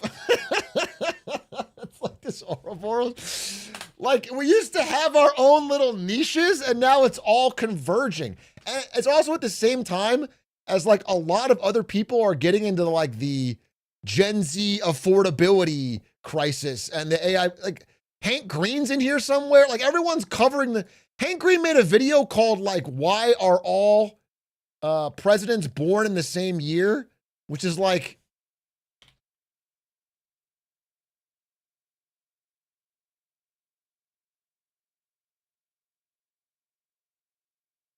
Dead internet theory. Because people were making the joke about Trump dead, and I was like, "Well, how old is he?" Well, he's Trump's dead. You heard it in my presentation. Very slide. Trump is 79, so he's younger than Biden is now, but older than Biden was at this time in his term. He's the oldest president ever inaugurated, which is Trump now. Do you know how old Bill Clinton is? Bill Clinton's like now, like 80, right now, 83, 84. I don't know. 89. He seems pretty old. 79, same age. Oh my. Oh my God. Do you know how old George W. Bush is? 85. 79, same age. It's the same people. We keep getting older, and our presidents say the same age. Oh. It's the same people. And they're all born in 1946. We have been ruled by the same year of boomers right after the war for our entire lives. Except for Obama, who was a little bit younger, but like that. So like we're just all converging, dude. We're all converging on the same topics. I'm not actually worried about it, but I thought about it today. I was like, bro, I gotta start thinking about things that'll be interesting in 18 months. I feel like the things I've been talking about are now hitting. Everyone's talking about it. So I gotta start looking. I gotta find some other shit. But that's where we're at. And so I'm gonna watch these videos, but I do feel this.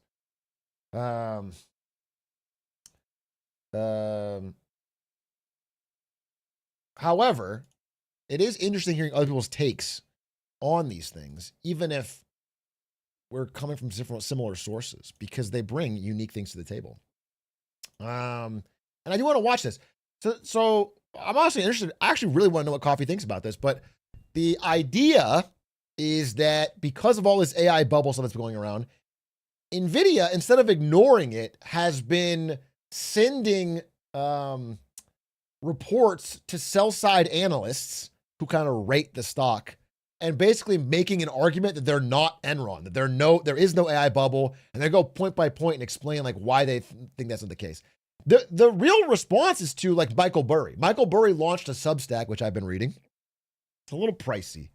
I'm going to be honest with you. I got to stop real quick. Michael Burry, it's a little pricey. Your Substack. For you are a millionaire. This Substack is $379. Pre-watch? Is he going to talk about this? All right, well, fuck me. But $379 a year. So I don't know, divide that by a month. I bought it because it's a business expense. And I was thinking of making a video. Well, what's the... if he has a big claim, I guess I'll make a video on it. But I'm going to watch it. I'm going to watch it. So let's see, he's over 30 a month. Yeah, he's bringing some knowledge here. However, I guess the one thing I'll say is, before I go on, is like, was this the big, remember Michael Burry about a month ago was like, and more information to come on November 25th. This is the big reveal. And then the big reveal was, I guess, the Substack. That's the reveal, that the expensive Substack. And I read the first 2 posts and they're interesting. I wouldn't say, I don't know. It's like, unless you are a professional trader, can you even get enough value out of it to justify the cost? I don't know. Like, I can get it because I can like make it into content, but like for a regular person on the day-to-day, is it so interesting to read Michael Burry's? I don't know. I think that's a tough call, but maybe I'll write something great. I don't know. Anyway, so he wrote this stuff. He's been leading the charge on the NVIDIA overvalued thing, and now NVIDIA's pushing back. So maybe Caviezel's going to say the exact same thing I just said, but maybe he will add some other analysis. What I'd love to know is if he has any thoughts. Like, what does he think on whether or not NVIDIA is overvalued? My camera up. It says, we are not Enron. And as usual, anytime anyone invokes the name, I am summoned like a spirit to judge what's really going on here. All of the world's biggest companies, with the exception of Apple, have been spending billions, even committing trillions of dollars to an AI-centered build-out. And most of that has benefited, guess who? NVIDIA. They have basically become a data center company. You can see right here that recently all their gaming PC revenue, it's basically like an afterthought. It's not relevant when we're thinking about their overall business. They are all in on AI. And it is very funny to me to still see people going like, when they see, like on Reddit, you'll see like people talk about NVIDIA stock up or down. They'll be like, oh, NVIDIA had a good week in the stock market or a bad week. And they'll be like, yeah, well, my friends all got new 5080s or whatever. Or like the new card is so overpriced, that's why. Like they talk about the gaming stuff as if it has any impact at all on this headline.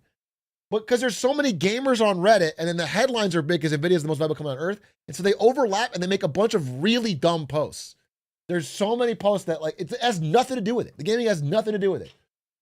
In fact, our entire economy is basically all in on AI. NVIDIA, along with the hyperscalers, make up a huge portion of not only the US economy, but the entire world's economy. So what happens to them matters, not just to people building AI who care about AI, but to NVIDIA could give up the gaming market right now and it wouldn't get hit at all. I would say worse than that. If NVIDIA gave up the gaming market, their stock would go up, because they could have more foundry time at TSMC to make more of the high-end chips. They would actually be able to make more AI chips. They keep the gaming business because they have a great market share in it, and it would be stupid to give it up. But they want to make as few gaming chips as possible so they can make more AI chips. Everyone, actually, leading to memes like this, which are kind of true, and the CEO even acknowledged it. During a recent earnings report, which they beat, Jensen Huang said that expectations for NVIDIA were sky high and the company was in a no-win position. He nodded to online chatter, saying if we delivered a bad quarter, if we're off by just a hair, if it looked a little bit creaky, the whole world would have fallen apart. There's no question about that, okay? You've seen some of the memes that are on the internet. We're basically holding the planet together, and it's not untrue. And actually, the AI's Go back. putting the planet together, and it's not So I saw this leaked message from Jensen Huang. Don't know 100% if it's true, but I liked the Jim Chanos take on it, which is like, if this is a real statement that Jensen Huang said, that alone is very spooky. Because this type of attitude, where you're like, if we have a bad quarter, the world falls apart, is the same kind of thing that like an Enron had. It's the same kind of thing that like companies who feel a lot of pressure to massage numbers have. Now, I have never made this claim, and I'm not making this claim now. Again, I worked at NVIDIA 5 years. I saw nothing of the sort. I saw a great company with really talented people. I'm just saying, historically, if a company has so much pressure on a quarterly earnings report, not a long-term trend, but a quarterly report, then they have a lot of incentive to be like, to do things that make revenue look good in the short term, but could have longer term effects. You know what I'm saying? It's just this is just a bad sign. Like, I hope this is not a true statement, because it's not a good way to look at the market. Like, if you're quarter by quarter desperate to never have anything look bad, it's gonna, even if you don't do it as a CEO, the pressure on the people below you is to like always just put their thumb on the scale, you know? True. And actually, the AI czar of America, David Sachs, agrees. He says, according to today's Wall Street Journal, AI-related investment accounts for half of GDP growth. A reversal would risk recession. We can't afford to go backwards. In other words, we are all in this boat somehow together. I don't know how or why we're in this boat, but we're all in on AI, whether we like it or not, whether you like AI. Does he have the follow-up from David Sachs in this thing? Because I want to show it. I tweeted this.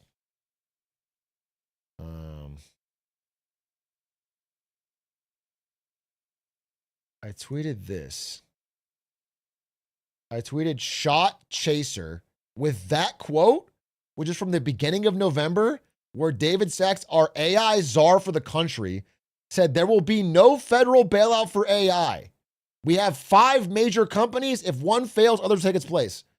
And then now, like this week, says AI-related investment counts for half of GDP growth. A reversal would risk recession. We can't afford to go backwards, which is implying, because of his position, a federal backstop.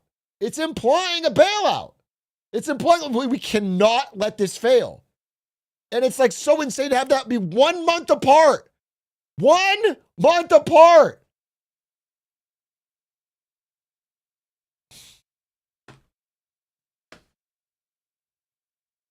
Too big to fail. But yeah, I mean, too big to fail is not good, but possibly accurate. AI investment in America right now is a bigger part of GDP growth than like real estate was in 07. Like, it's insane.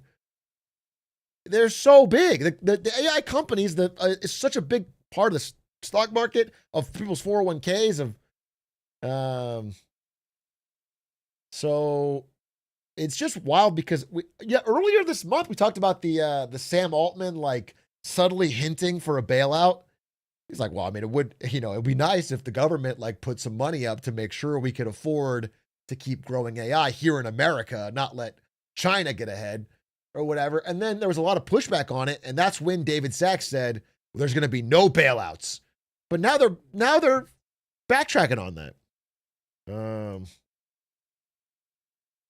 Sora slop. Your 4. Yeah, that's a good point in chat too, is also that David Sachs is one of the guys who was nonstop crying on Twitter. This is before he was part of the administration. This is back in Biden. He was nonstop crying on Twitter to get Silicon Valley Bank bailed out. He was one of the leaders of that. Like, we have to have the government step in and save Silicon Valley Bank. We have to. It's so important. The economy will collapse if we don't do it. He's a bailout guy. So I just don't trust him when he's like, there will be no bailouts for AI.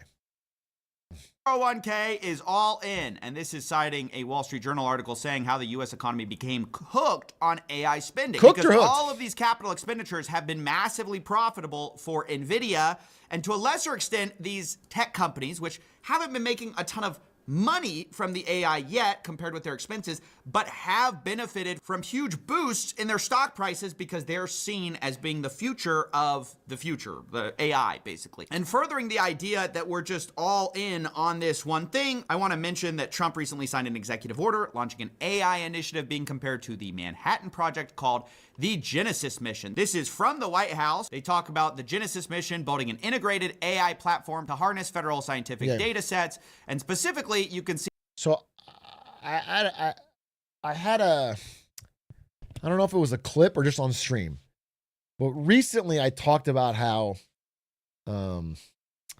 I am reading more lately and more concerned lately about sneakier forms of bailouts starting to pop up. Let me explain this. I think this is like actually really interesting. Is like,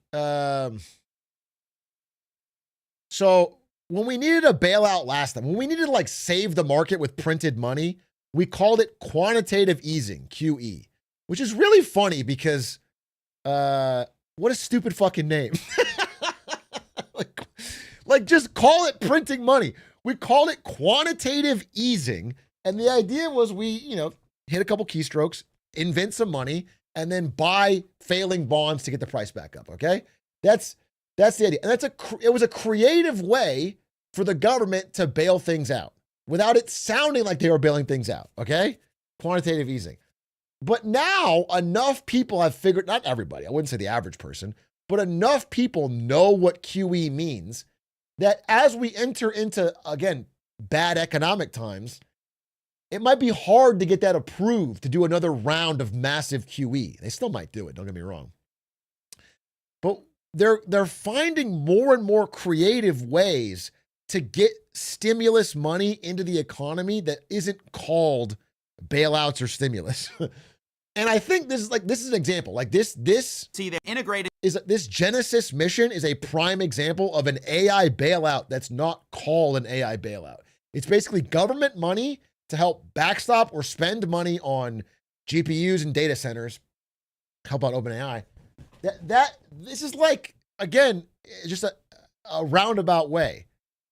And, we have like the reverse repo facility. We have again, this is really in the weeds, but like every 10 months in America, they will invent some new place for big banks where they can turn in bad dog shit assets and get cash at the value they bought it at.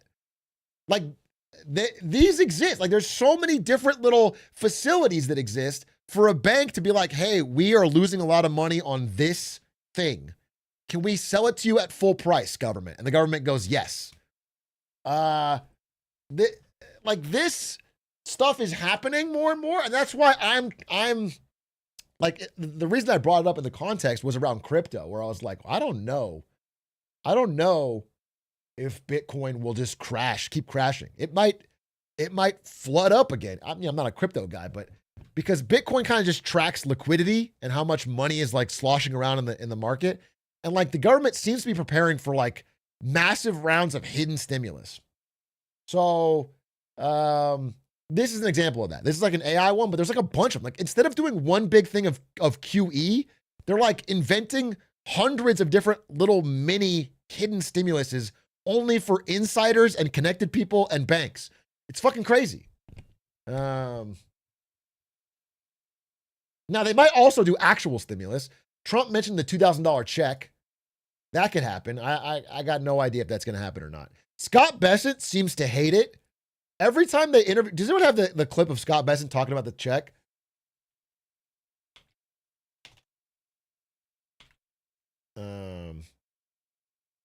It's like they ask him about it. In Washington, President Trump's suggested tariff dividend of at least $2,000 being clarified a little bit by Treasury Secretary Scott Bessent on ABC.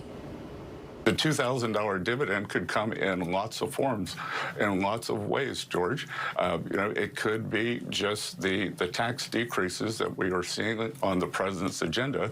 No tax on tips, no tax on overtime, no tax on social. Like it's obvious what he's trying to do, right? Trump is like, let's do a $2,000 check. Scott Bessent knows that's a horrible inflationary idea. So he's trying to like toe the line and be like, yeah, we could definitely do the president, and maybe it could come in the form of a tax cut that already exists. Like, he's clearly trying to massage it to where there is no actual check. But realistically, Trump might force it through because he wants a Trump check for $2,000. And people are going to demand it if they get mad enough. But the response would be just insane inflation again. 2001 inflation. Okay, back to this CoffeeZilla video. AI platform to harness federal scientific data sets, and specifically you can see they are partnered with all the leading companies: Google, Nvidia, Anthropic, AMD, Microsoft, AWS. This is all the table stakes we're dealing with. You have to know that AI, and specifically Nvidia, is a gigantic part of our economy, and our White House acknowledges that it's basically the only thing keeping us from a recession right now, with most people feeling like they already are in a recession because of their earnings being stagnant and because of inflation ripping. But I want to talk about NVIDIA's response, because obviously that sets the stage for the "we are not Enron" claim, because there have been questions boiling up about all of this investment. Is it worth it? Is anyone doing anything suspicious? So we saw NVIDIA sent a report to certain outlets basically fighting back on the FUD. And two of their source documents were a guy on X, aka Michael Burry, the guy from The Big Short, who's recently been criticizing them, and another article which said the algorithm that detected a $610 billion fraud, how machine intelligence exposed the AI industry's circular financing scheme. Now, I want to specifically talk about Michael Burry because he's the main thing they're responding to. He has been kind of shaking up the industry with an interesting critique that I don't think a lot of people have focused on. So far, a lot of the criticism about AI bubbles has been that AI is not as impactful as we thought, or that it is being overhyped. But Michael Burry comes to it from a very different angle. And I want to talk about his Substack articles he's been putting out. He's recently become a blogger, a bit of an influencer recently after he shut down his hedge fund. And so now he can publicly comment on these types of issues. Now, I'll obviously link below to his articles, but understand they are paid. I think it's like $390 for the year. So I bought it for you, so you don't have to. I'm going to be talking about it. But let me just say, he's a great writer. I'm not going to feature much of it because obviously it's paywalled stuff. Yeah. But I just want to give you the basic arguments so we can talk about the implication of what NVIDIA is really so worried about. So the first thing Michael Burry lays out is a primer on the dot-com bubble, which he calls a supply-side gluttony.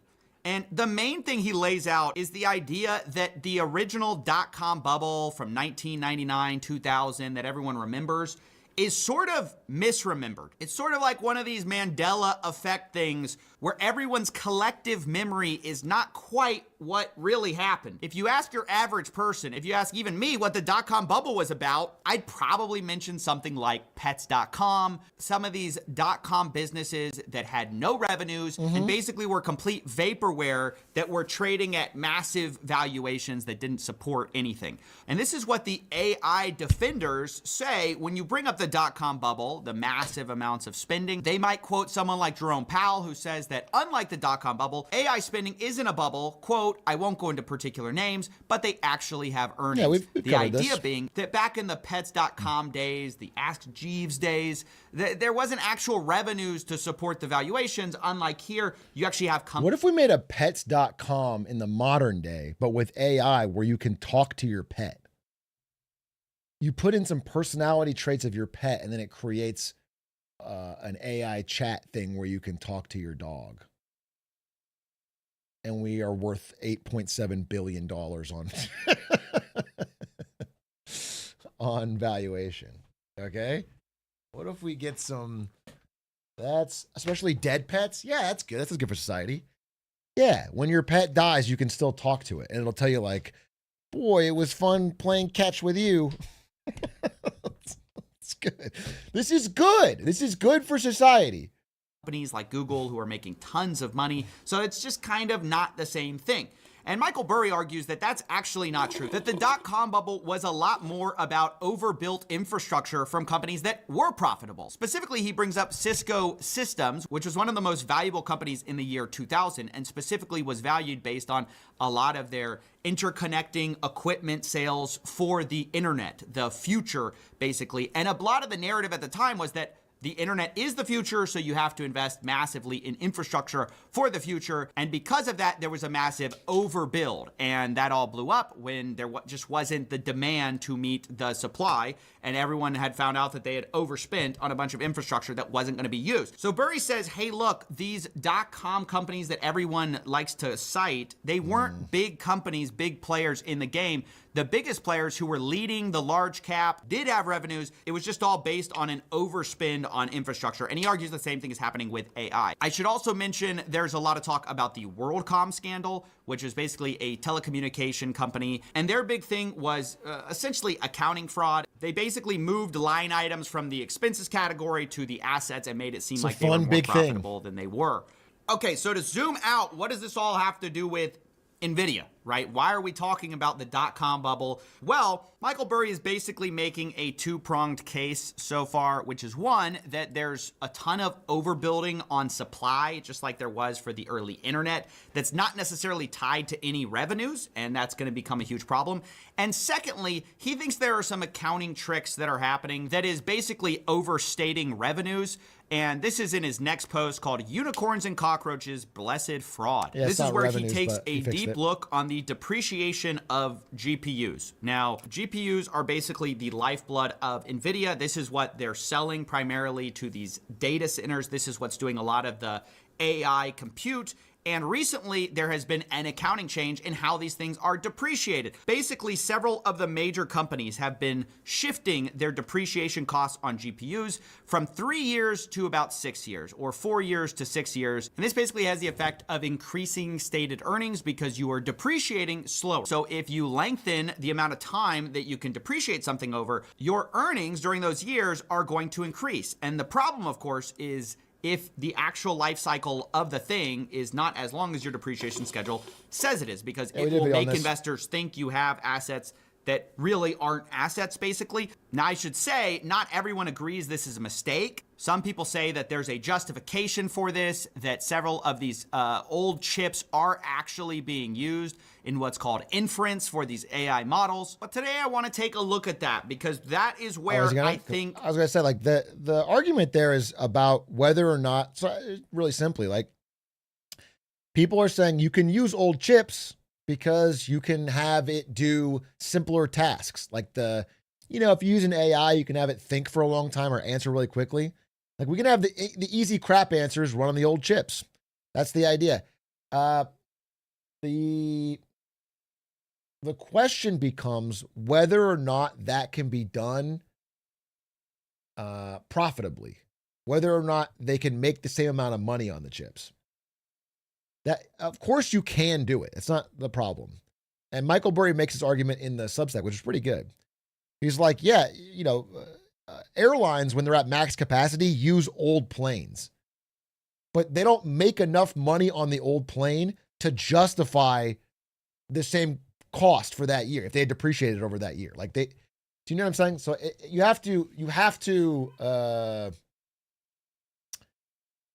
they have to be able to sell the compute on those chips at a profitable amount of money. And that is the question that hasn't been answered yet. Burry's arguments cut the most true. I don't see why we think GPU life cycles are going to be longer instead of shorter in today's age. I don't think there's any evidence for that. And that leads to Michael Burry's whole argument. He says, responding to NVIDIA's claim that they are not Enron, quote, "I am not claiming that NVIDIA is Enron. It's clearly Cisco." And this is obviously referencing the idea that the criticism here is that this is an infrastructure overbuild out. All this commitment for massive, massive, massive data centers, the likes of which we've never seen, before there is revenues to support it for the hyperscalers like Google, Amazon, Microsoft. It just doesn't make sense. And that's his argument. It's not a question of whether AI's... Cisco worked in the long term, though? No, I don't think anybody's arguing that. I don't think anyone is arguing that there will be no value to some innovations in AI or data centers, or it's more about the math in the coming few years not making any sense. Similar to again, this is the same argument over and over, but it's about .com, which is like, the internet was a real thing. It changed society. It changed business. It made trillions of dollars. We still had a bubble. We still had a crash. Most companies went bankrupt in the .com bubble that were part of the internet boom. Amazon lost 90% of its value. Like that can still happen even if the technology is true and right and good. Okay? So whether or not it's similar is the big question.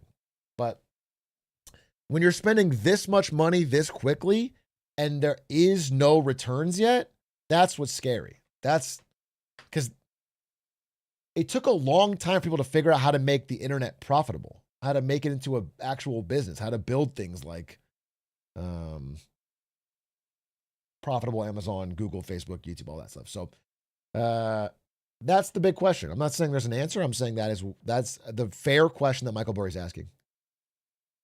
Real or not, it's just a question of, do you need this before there is demand for it? But now we're going to dive deep into this criticism of depreciation. Basically, these GPUs are not valuable past a few years, or are they valuable for 6 years? Because NVIDIA said in their whole response to Michael Burry and, you know, the haters, they said, rebutting this claim, some haters. companies have increased useful life estimates to reflect the fact that GPUs remain useful and profitable for longer than originally anticipated, in many cases for 6 years or more. But this, even for me, rang very hollow because I've seen podcasts where the CEO of NVIDIA is talking about how they're not slowing down the pace of development, they're actually accelerating it. And they're actually introducing an annual cycle for putting out new chips now, which is faster than ever before. So if anything, the pace at which your GPUs will become outdated is not slower than before. It's actually arguably faster than before. So the first thing is, because the token generation rate is going up so incredibly, 2 exponentials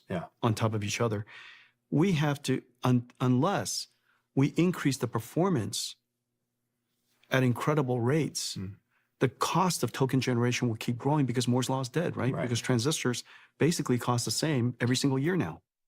And power is largely the same. And between those 2 fundamental laws, unless we come up with new technologies to drive the cost down, even if there's a slight difference in growth, you give somebody a discount of a few percent, how's that going to make up for 2 exponentials? And so we have to increase our performance annually at a pace that keeps up with that exponential. Now I want to pause here because basically what he's saying is we are accelerating in order to keep pace with the demand. But this acceleration also means that if you previously, your GPU would sort of become irrelevant in several years, it's actually going to become irrelevant even faster now. And you can kind of see here how the performance of some of their products has increased over time and decreased the amount of energy you need to generate a token. And that's going to become really relevant because, as you'll see, part of the problem for these data centers is the cost per watt. Basically, the electricity cost fundamentally is what you're pushing against. He's talking about TPUs in this. He's talking about Google TPUs because they are more energy and cost efficient, and they focus just on a specific AI task, and that alone is a big problem for NVIDIA. And so as these GPUs get more powerful or get more efficient per watt, then you're going to have to replace it. Otherwise, you're just not competitive with the general marketplace. And alongside that, now we can listen to Jensen explain why this performance increase eventually means that other people's GPUs are literally not worth running because they're so much less efficient than these new models or new GPUs. Some people where you say, our competitors building ASICs, they could literally, all their chips are cheaper already today, but they could literally price them at 0. Our objective is they could price them at 0. And you would still buy an NVIDIA system because the total cost of operating that system, power, data center, land, etc., the intelligence out is still a better bet than buying a chip, even if it's given to you for free. Because the land, power, and shell is already $15 billion. Right. Yeah. Let's just think about it from a perspective of revenues. Yes. Okay. So everybody's power limited.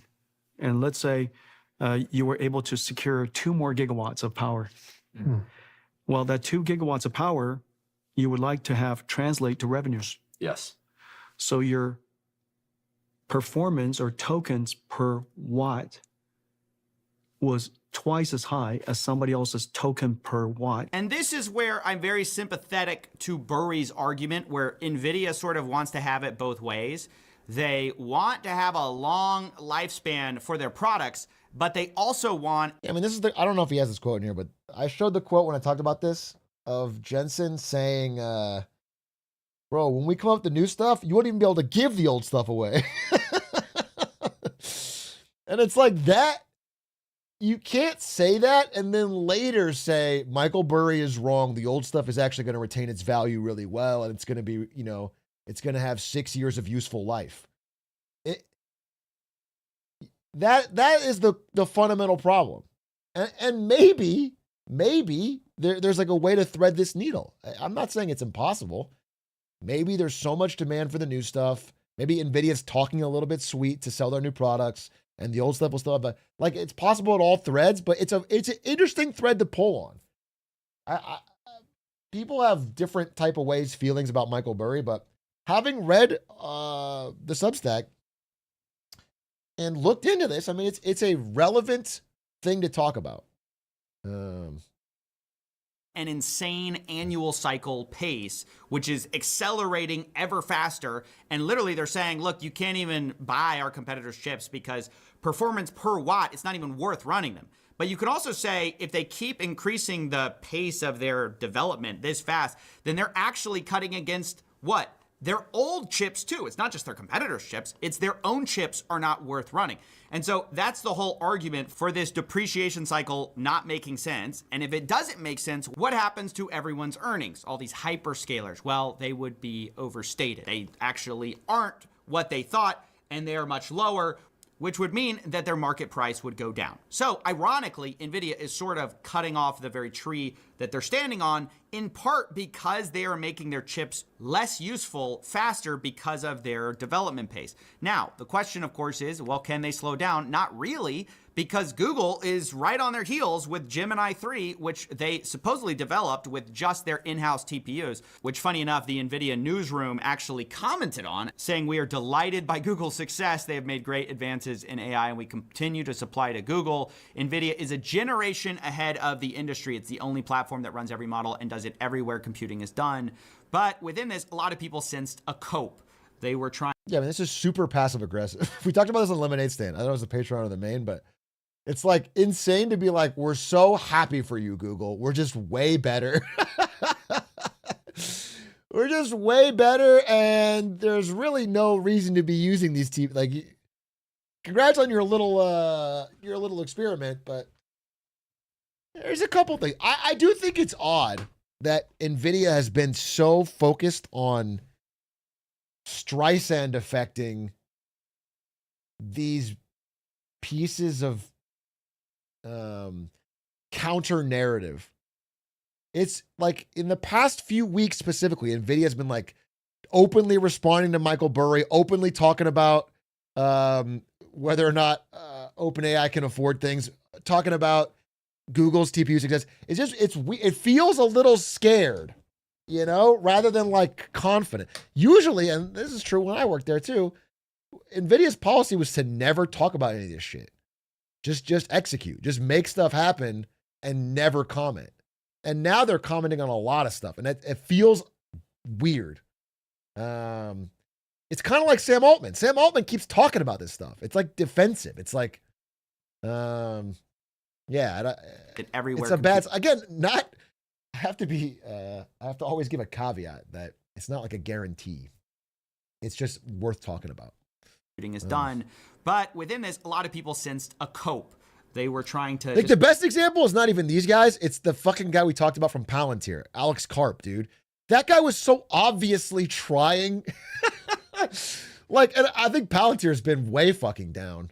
That guy's so obviously not talking about his business and focusing on like, I'm gonna fucking kill the shorts. The shorts are evil. They don't love a good American company. He kept like, that guy is so obviously defensive over his stock price rather than assuming it'll go up if he makes a great executed product. Kind of reassure everybody, hey guys, we're still the best, right? But the question is, are they going to be the best forever? And so they really can't stop the pace, which ironically is going to hurt their customers who have to constantly cycle through these chips in order to be competitive with the rest of the industry. I should also notice that there are also cheaper open source Chinese models that are getting quite good. There's something called Kimi K2. And the question ultimately is not whether AI... Wait, talk about that a little bit more. I mean, this is good setups, but so the Chinese models, because China has been restricted to having high-end NVIDIA chips, they still get them, by the way. Whether it's through Singapore smuggling and other ways, they get them, but they don't get as many. And so China has almost been forced to two things. One is develop their own chips, which are not quite there yet, but they're getting them. And the other thing is they make it more resource efficient. So China, while not having the latest and greatest top model, is usually like 6 to 8 months behind with an open source version that runs a lot cheaper. Like the inference is a lot cheaper. And because of that, it really undercuts your ability to make profit. And so, you know, it's like, imagine if you spend $15 billion making a new AI model that does something. I don't know what. Maybe it's really good at pretending to be your boyfriend. Okay? Let's say you do that. And then 6 months later, there is an essentially free Chinese version that can run on way fewer GPUs. That is scary for your business. Do you understand? Like that, there's a big threat here that is kind of under discussed. We talked about it around the DeepSeek thing, but then it was kind of ignored. But there's been more and more progress in this area. So you could have two boys. You have a Chinese boyfriend and an American boyfriend.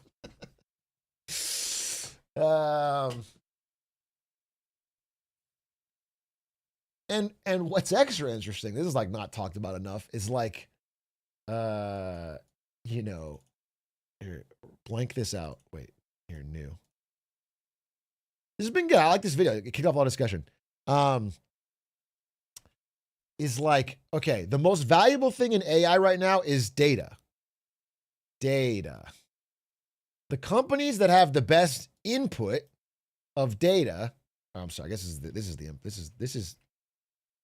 is the AI, and this is the most valuable thing, which is data. Whatever they can get, if they get the most quality, high quality data going in, they get the best output, right? And, but what's interesting, and this is what China has sort of figured out with these open source models, is like, okay, let's say OpenAI spends a fuck ton of money to get some of the best data, or they steal it, or whatever. They get the best data. Once they make the model, you can train your model, let's say it's Kimi, or let's say it's DeepSeek, by just prompting this model and getting the answers. Like, you can just train your model by asking questions to this, getting the answers, and then... And so, there's no real way to avoid this. It's not, like, if this model is to be useful, it has to be useful for training this. And so, it's like very hard to maintain all this insane cost when you can be open sourced that quickly. And no one's like figured out a great solution to this, man. It's like, it's not, I think it's under discussed. It makes me think that like OpenAI will never sustainably be able to generate absurd profits. They would need to afford everything they're promising. That's why I still continue to think that OpenAI is the weak link. They're the weak link of the AI hype train. It's not that they're not a useful product. It's that they have to make money, and they're not going to find a way.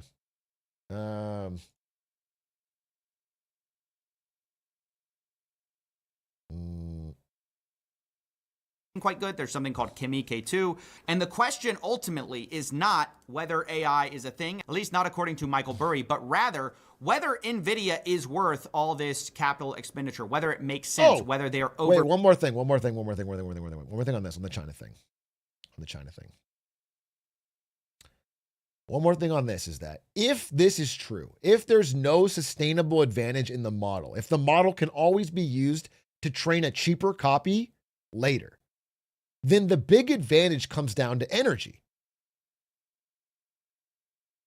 It becomes not about who has the latest, greatest model, because that can always be copies later. It becomes who has the most energy. And that is where China's investments have been. So I think the AI race is, I think US is leading right now, and it's between US and China, and there's no one else even close. And maybe both have their hits, but I think their strategy is around this being the focus. That's why, China's opening fucking 18 nuclear power plants, bro. They're building this massive fucking grid. And however, they have a much bigger population and energy needs. And there's another sustainable argument that America's gigantic natural gas, glut, we do have an absolute fucking glut of natural gas, is also an advantage into this. So it's more complicated than just saying it's simple as this. But I would say, like, there's a real argument to be made that model design is not going to be nearly as important as like just massive amounts of energy.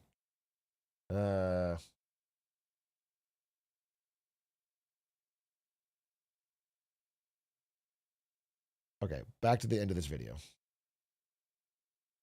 For building, whether a company that is primarily valued on their data center revenue, whether those data centers are going to make money. Because if it doesn't, basically our entire economy is built on this. Yeah, until Joey Biden sneaks in there and pulls a what on their nuclear? As Nord Stream? Joe Biden puts on the ghillie suit one last time, fucking lands on the shores of fucking Shenzhen, sneaks in. It's possible. He did it for Nord Stream. He could do it again.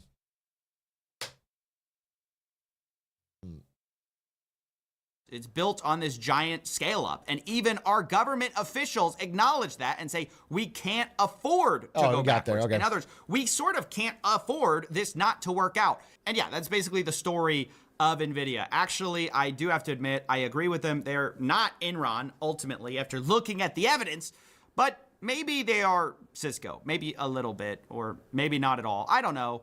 Ultimately, I'm a YouTuber, but I am compelled by the idea that the depreciation on these chips, if NVIDIA is able to accelerate their development of chips as fast as they say, I think this whole 6-year thing really doesn't make sense at all. Now, the effect that might be having, whether that's significant enough to really matter, whether the AI takeoff is going to be as revolutionary as they say, I'm not really going to give my opinion here. I thought it was just interesting to look at. Even if you agree with Michael Burry, that's not necessarily a reason to try to make some kind of prediction based on the markets. You never know when the markets are going to change. They can stay irrational longer than you can stay solvent. And just in general, it's a bad idea to time the market. So I do not recommend you make financial trades based on any of this. It's just a look at what's happening in our world in an industry. We get you, Coffeezilla.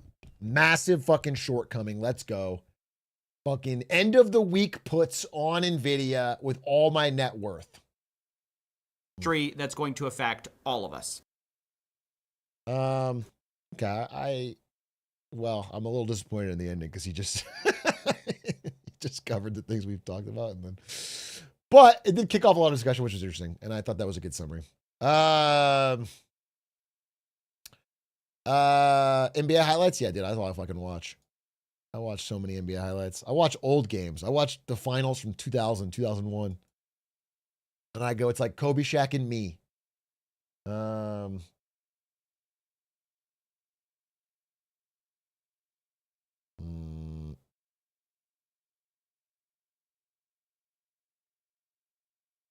This will save NVIDIA's demand. What is this?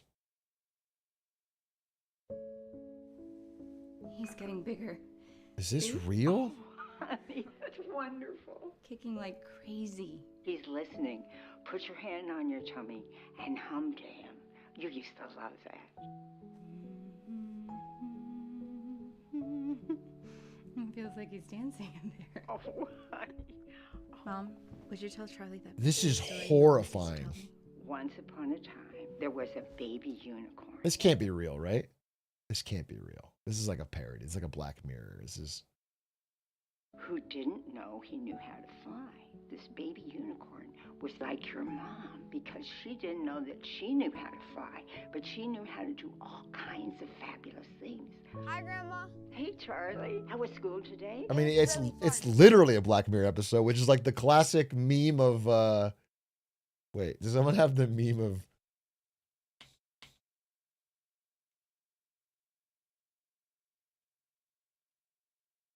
The Torment Nexus?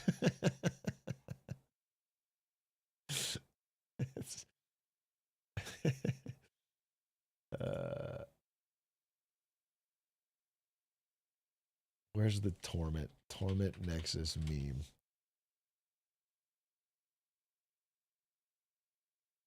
In my book, I invented the Torment Nexus as a cautionary tale. Tech company. At long last, we have created the Torment Nexus from the classic sci-fi novel Don't Create the Torment Nexus.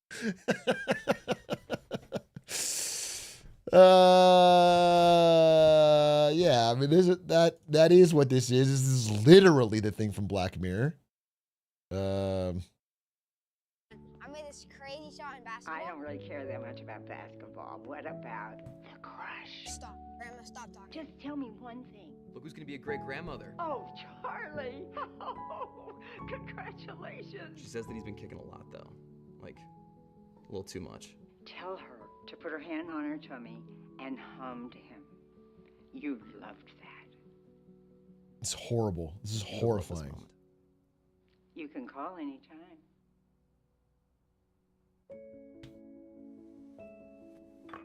Okay, Mom, I just need a quick video. Is this like an audition or something?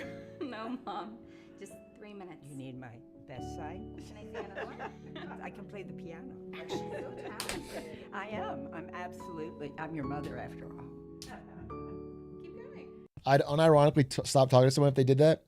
What people have been doing, this has been happening where people, you see this in like, am I the asshole posts on Reddit or whatever? People are like getting text responses from their friends that are obviously AI generated. And that's like so damaging to a friendship. Like if you ask somebody for advice or something and they're fucking putting back ChatGPT, it's so fucked up. It's so fucked up. It's so cooked.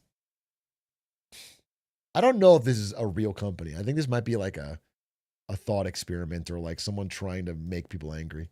Why don't you start by telling us a little bit about yourself? Well, I was born as a very young child. I was born as a young child. Jesus Christ. Replace the grandma with a computer. She's rambling. You were born as everyone's born young. I would hope so.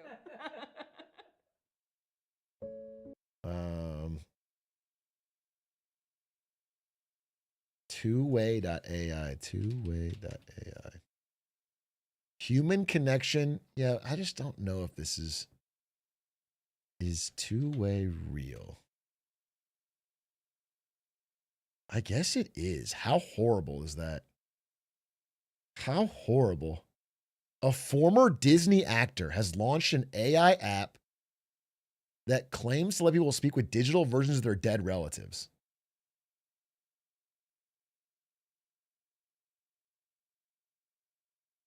A Disney actor?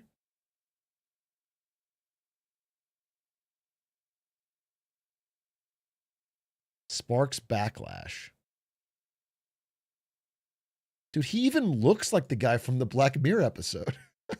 There's no way he hasn't seen it. He looks just like him. He looks just like him.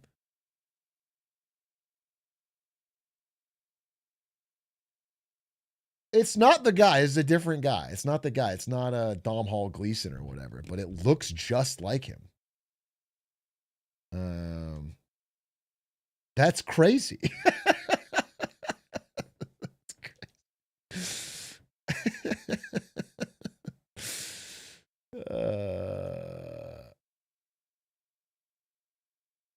He seems like an AI clone of Dom Hall Gleason that Disney made in the lab so they don't have to pay him so much after Star Wars. That's what it feels like. It feels like Disney didn't want to pay him more for fucking Star Wars spinoffs, so they cloned him, and now he's going rogue and making AI fucking nightmare fuel.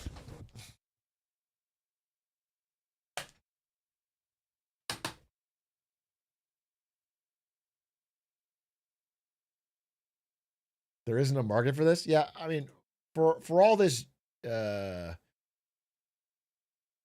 poo-pooing we're doing, I don't think anyone buys this fucking thing. I don't think it's actually a real business, but it's just what a horrible thing to work on, dude. Trying to replace people's dead loved ones with robots that's crazy. That is crazy. You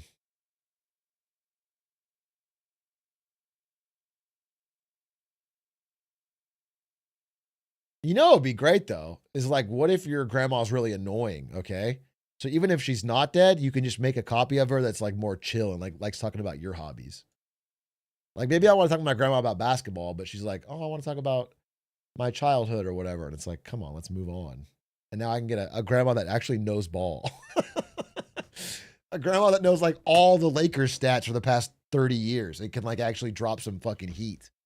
It can debate like all-time starting five. That would be sick.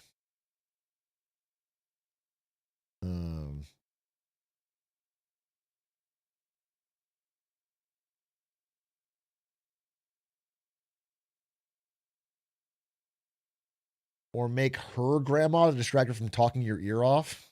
It's just a fucking wave of, I don't know.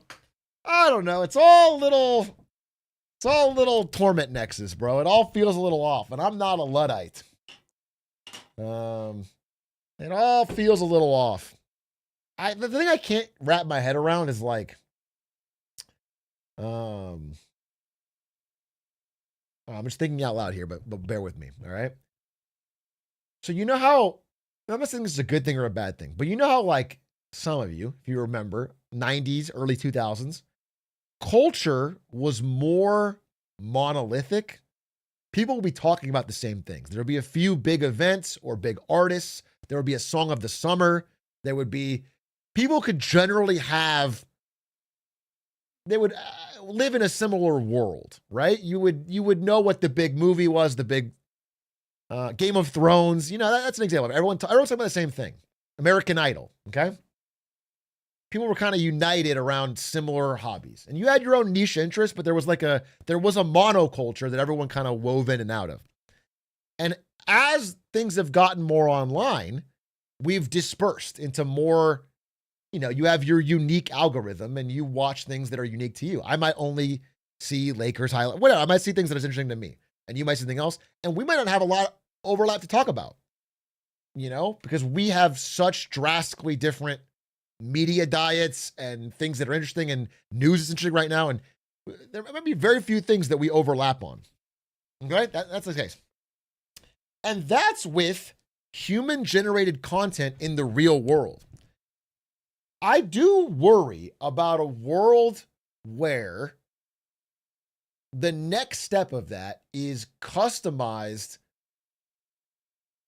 AI generated content perfectly designed for you at all times forever. Where like not only are we not seeing the same reels or TikToks or whatever, it's like the TikToks you're seeing are no one else's. It's just you. It is everything you're seeing is uniquely designed and created entirely for your interests. The society is completely individualized. Like you might watch, you know, assuming the AI got good enough, and it's nowhere close, but like, what if it generated a new episode of Friends that's just for you and it's about your hobbies and interests or whatever? And so you've watched this episode of Friends, but it's actually a very lonely thing because you've watched this episode and it's perfect for your interests, but no one else in the world has seen it. No one else has seen it. You're the one of one. You can't talk about it with anyone. You can't. And I do feel like there's a trend towards that because human beings seem to prefer it with their actions, if not their words. They seem to prefer the algorithm that gives them things they want and the comments they want and the, I don't know. It's something I've thought about lately. Like there's pluses and minuses too. People are often overly doomer, or they don't possibly give the credit where credit is due, which is that one of the downsides of like the 90s, 2000s system is that there was a lot of gatekeepers. People who would be great musicians or YouTube creators, or they would have no chance to make the content they want or the art they want because they'd have to go through very rigid gate-kept industries with few. So like there's a line, right, where you get more cool, unique, niche stuff, but then everyone gets more niche and they get more fractured and they're more atomized. And I think AI is definitely going to add a lot of juice to this fire where people are just going to get whatever they want at all times. It reminds me, we did on this stream. Do you guys remember this? You probably didn't see it. The video was a massive flop. This is like in the early days of ChatGPT. We did like a choose your own adventure or something. Do you guys remember this? I'm vaguely remembering it. This one. It was like a choose your own adventure where we started out running a hot dog stand and ended up killing God. Yeah. I mean, it was fun. It was chat and me collaborating, and then we ended up making soup for God that was so hot that it killed him. It was kind of fun. But it just made me think of how, like, I used to read these choose your own adventure books as a kid. And obviously, because it's written by a human, it had to have like the Goosebumps choose your own adventure. I'm seeing if you guys probably don't even know about these, but this shit was my jam. This shit was my fucking jam as a kid. And it'd be these books where you're reading and it's like, okay, do you want to go down the hallway or go into the classroom? Turn to page 16 or page 32 or whatever. And you'd turn to the page of your choice, and then you would go. So you'd have like your own choice. And obviously, if you're a kid, you have your fingers in every page to like hold your spot. So if it's a bad choice, you go back. It was like cheating. But like, so I was thinking about that video where we killed God and we're like going through all the story. And I think I have him shit his pants and die. 62 and But like in the book, I can only choose from two options. But in this, I can choose have him shit his pants and die. And no matter what I say, the story keeps going exactly how I want. And I just think content, like I think TV and social media and chatting is going to be more like this because of AI in a kind of a spooky way where whatever the fuck you want, no matter what, it's going to go off in your individualized direction. And it's kind of spooky. This is something I've been thinking. I haven't like come up with a grand unified theory on it, but I was kind of thinking about predictions 26 recently, like pre-working on the video. And that was something I've been thinking about a lot. And I wanted to, I don't know, share it with you.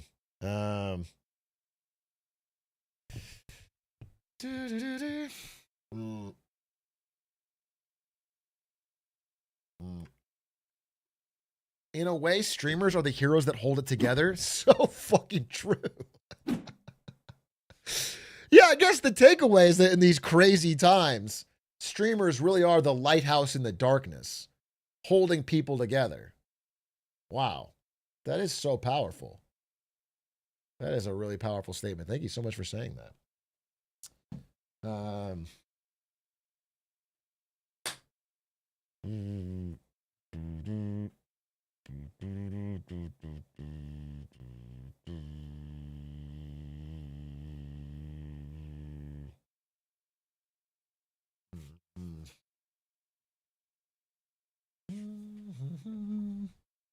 The issue is that right now people are not paying the true cost for compute time. There's no way that average people don't afford prompts like the chatbots are doing right now.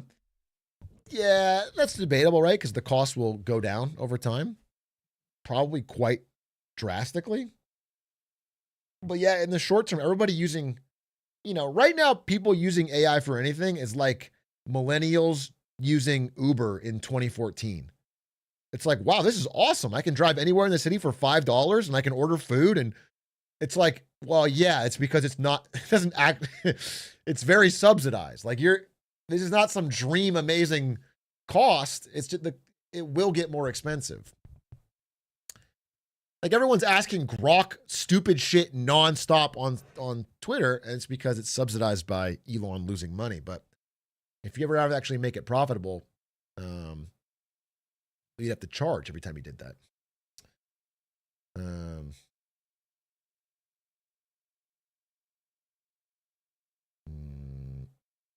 Electricity costs and GPU costs don't go down year over year. Yeah, but inference costs do, and electricity cost per fucking output does. If you're trying to get the same thing, if you're trying to get the latest and greatest model, it's going up. But to do the same thing can get cheaper, of course. It's everything in society, and it will. Same as the internet. Whether it'll get cheaper fast enough is TBD.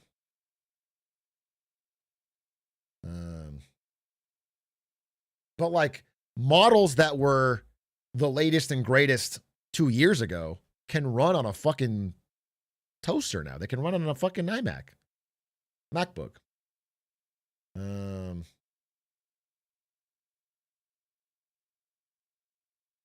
And inference algorithms have already improved their efficiency. This is just dumb. They already have. They already have for old models. Do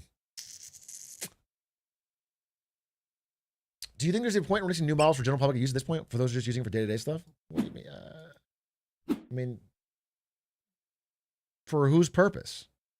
Well, listen, I don't think the world needs a new fucking image generator for anything. I think it's I don't see what is the good output. It's used for either dog shit memes or evil stuff. Like there's no, but the reason they're putting out their latest and greatest stuff is because they're on this fucking race to pump their stock and hit AGI.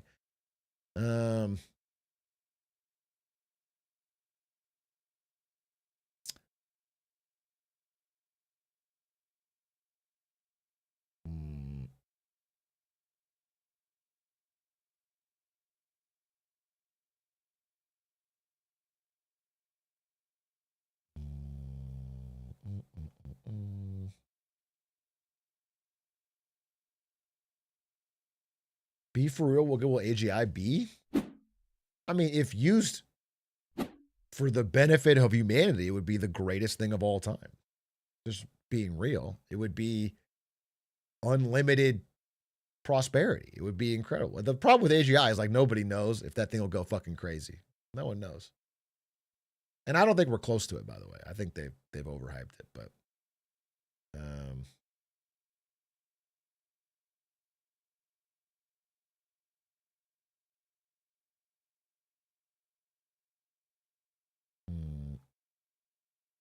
what's this? I don't know what this is. Bingo duty? I don't know what that is.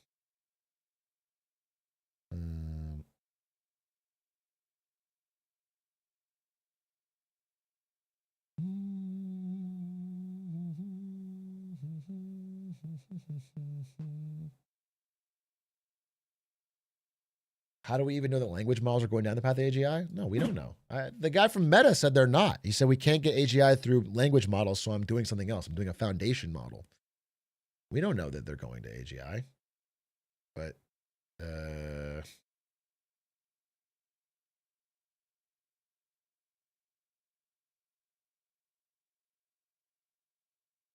you know, there's progress. Like things that the AI can do now, it couldn't do 2 years ago.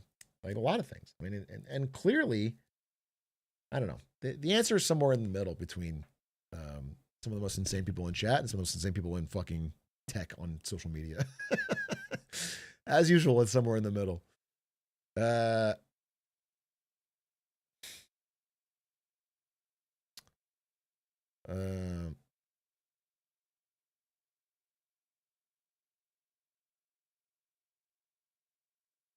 Surviving an EMP blast, but still dying because I can't unlock the doors while in my Tesla. Yikes!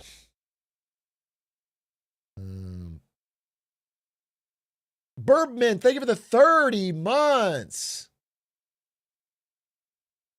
Classic centrist. This is ambiguous, right? If we're still being there. So you're saying I'm right. So you're saying when I say that the chat's take is wrong and the tech take is wrong, and I'm finding a middle ground, I'm correct. Right? So yeah, I'd rather be correct than try to fucking have a hot take, bro.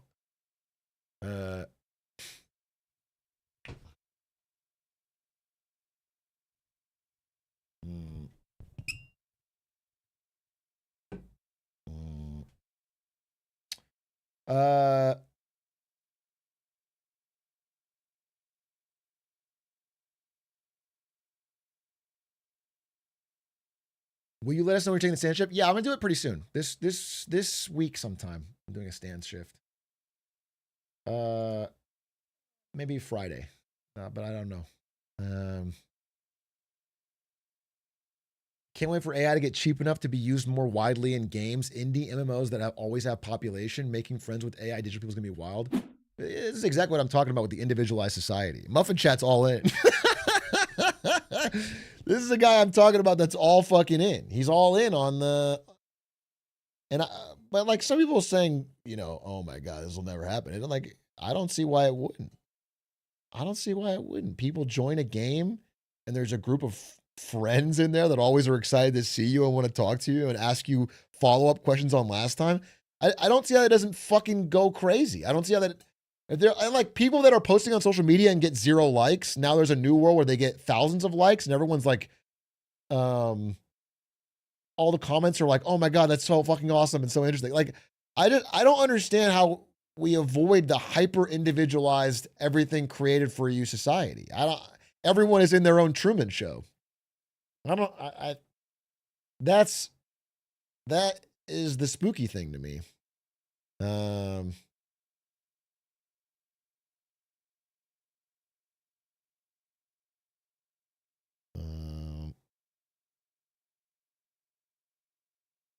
They're going to try and sell you shit, though. I mean, that is Truman Show. The Makoko beans from the fucking upper slopes of Mount Nicaragua or whatever. Yeah, they might. They might, dude.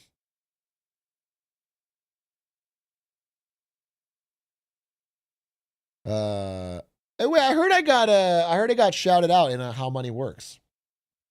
I'm a narcissist. Let's watch that shit.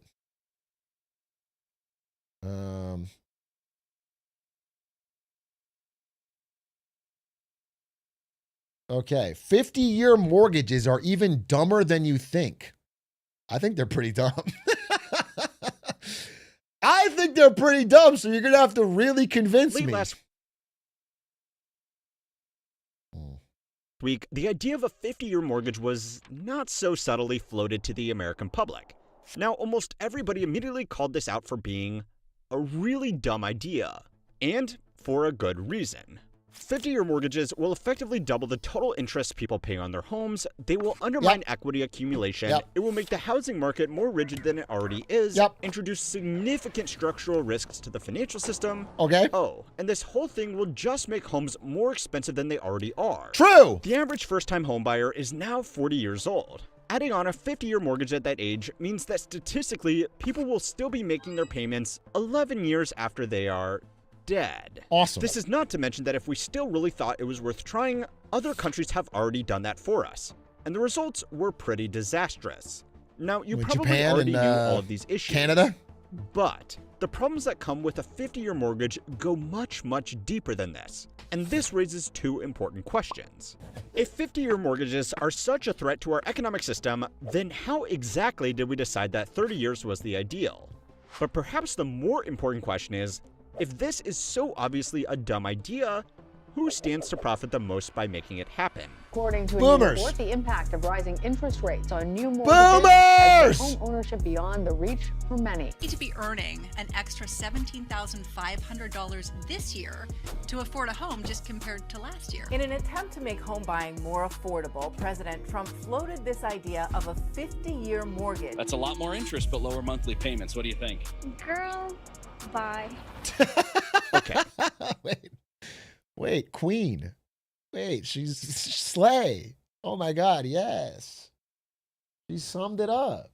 She fucking summed it up. Is this ASU? Oh my God, she's from ASU? Slay. If you're homeless, why don't you just buy a house? Good advice from chat, too. You're also... But lower monthly payments. What do you think? Girl, bye. Okay, so the we Harvard have of to the get the obvious Southwest. stuff. She summed it up in... Listen, I made a video about this. How long was my fucking video? I made a video about this. Big A clips. My video was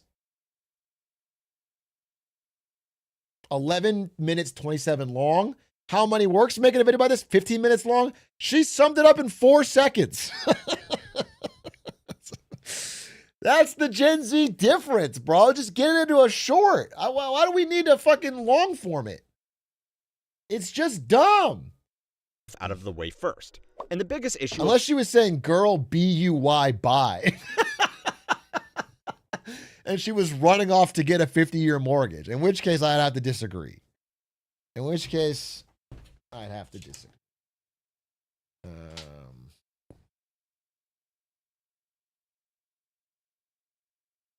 Is that 50-year mortgages won't make homes more affordable. In fact, they will probably do the opposite. In a perfect world, being able to spread your payments out over an extra 20 years should lower your monthly payment. But even with the optimistic numbers, the difference would not be nearly as large as you might expect. Assuming a very competitive 6% interest rate on a $320,000 loan used to buy a $400,000 house, your monthly payment on a 30-year mortgage would be $1,919. If, however, you could spread that out over 50 years, then your monthly payments would fall to $1,685, a savings of $235 a month, cheaper, which is not that much for almost doubling the total loan term and the amount of interest you will pay over That's the a life problem of the for your loan. future self. Most people have just pointed to the simple arithmetic and written the whole thing off as a big waste of time. But to play devil's advocate and give this the best possible chance of making some sense, some people will try to make the argument first that if you take those monthly savings and invest them into the stock market, your returns could be higher than your interest payments, letting you profit off the difference and putting you in a better financial situation. Well, I know he's devil's advocating, and so I respect that, but I hate this argument on so many things, which is like, never ever pay off your debt. Always just put the money in the stock market because it's guaranteed going to go up more than it's not a guarantee. It's not, people always like, well, I should never pay down my student loans or my car loan or my house loan or my credit card loans. I'll just take the extra money I would have spent and I'm going to earn more than the interest cost. And it's like, no, maybe, but it's, if you don't, then you're really fucked. It's not a guaranteed 10%. Even, by the way, you know, my big argument is that like the data we use on that is from 100 years of American global dominance. And so, you know, even these numbers are kind of suspect. If you use the UK numbers from their 100 years, it's a lot different than the 100 years after. But okay. But even if you say that that's the same thing, it's going to go held true for the future. It wasn't 10% every year. It's not like 10, 10, 10, 10, 10. It averaged 10%. Some years are down 20, 30. Some years are up 40. You know what I'm saying? It averages 10. You could have some really bad years. The long term was average 10%. Later in life. Right now, less wealthy households overwhelmingly have their wealth tied up in their home. Of course, poorer households are less likely to own their own home, but they are even less likely to own a significant amount of financial assets. If people actually took these monthly savings and invested them diligently into the stock market, then not only could it theoretically improve the balance of wealth amongst lower income households, it could also make it easier for first-time buyers to get into the market in the first place. $235 a month invested over 50 years could be $3.7 million assuming historic market rates of return, which is over 10 times more than the additional interest a borrower would pay on their 50-year mortgage.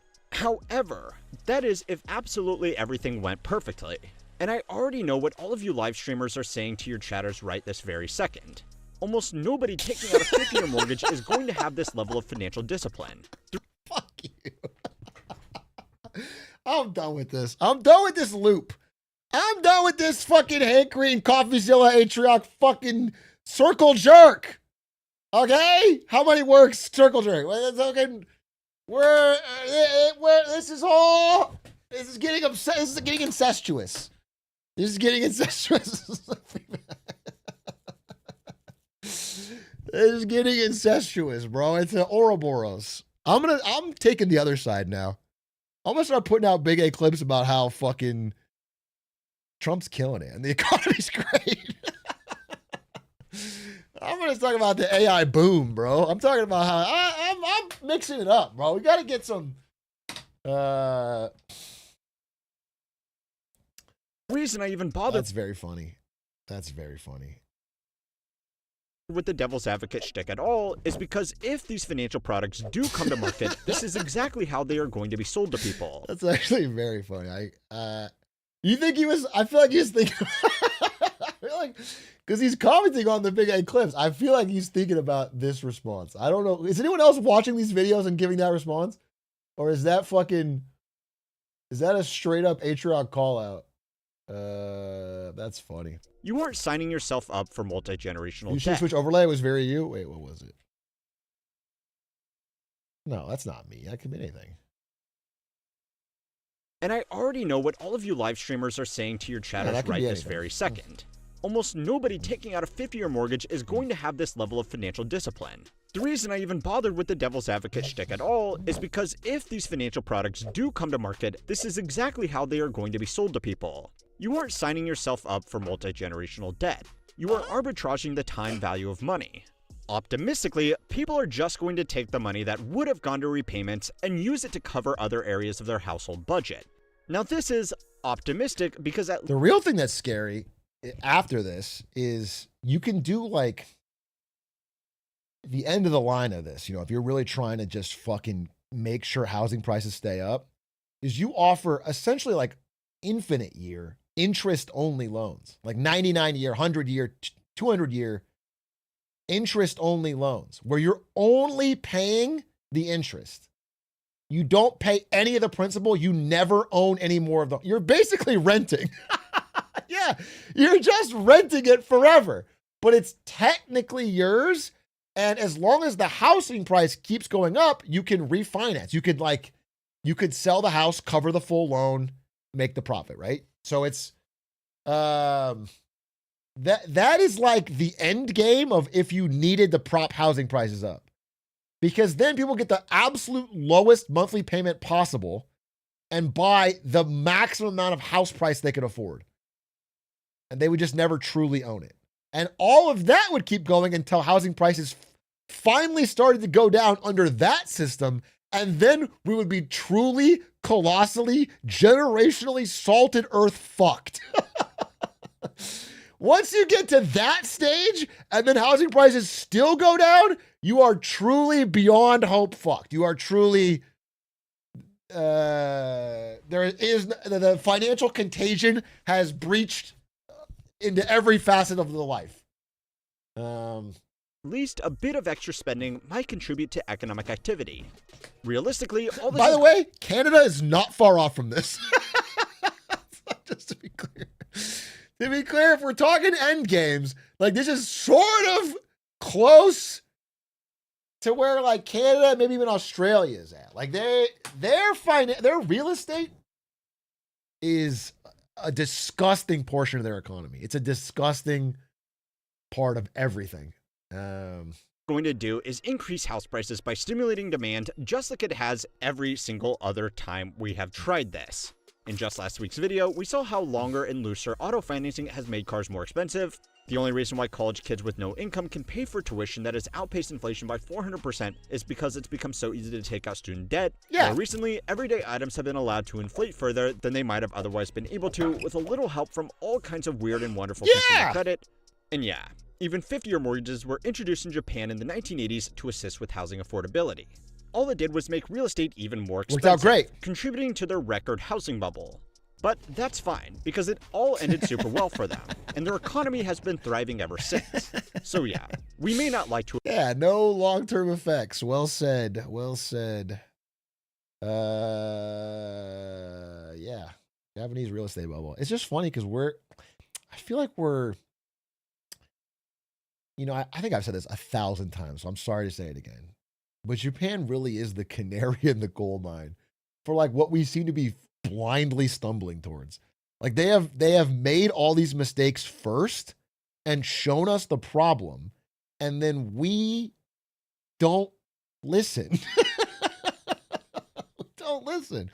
We don't, it's like, and by the way, Japan is a country that has like a uniquely high level of social stability, and they've invested a good amount in like public goods like trains. And even they are receiving all these negative effects. So we are going to have the negative effects, but with none of even we don't have it. We have the opposite. We have social instability and no public goods. So it's like what we get. It's like it's a tinderbox, you know? They're like throwing lit matches on a tiny, tiny, tiny little bottle of kindling, but we have a fucking open drum of gasoline and we're flamethrowering it. Super well for them, and their economy has been thriving ever since. So yeah, we may not like to admit it, but we have probably dug ourselves into the same kind of hole. For now, if we actually genuinely just wanted to make homes more affordable for first-time homebuyers, 15-year mortgages would probably do more good than 50-year mortgages in the long term, but more on that later. As for the benefits to first-time homebuyers, this is also ignoring the other costs that come with owning a home like property taxes, maintenance, and insurance, which means the total month-to-month savings will be even more marginal than even the optimistic estimates would suggest. It's also conveniently ignoring the fact that longer loans will probably attract higher interest rates from lenders, effectively eliminating the month-to-month savings for most people. Yeah, it's dumb. From the numbers alone, this looks like a bad idea on top of a bad idea on top of a bad idea. And to be fair, most policymakers have acknowledged this and tried to distance themselves from this plan. But there are still two big reasons why we might end up seeing these loans anyway.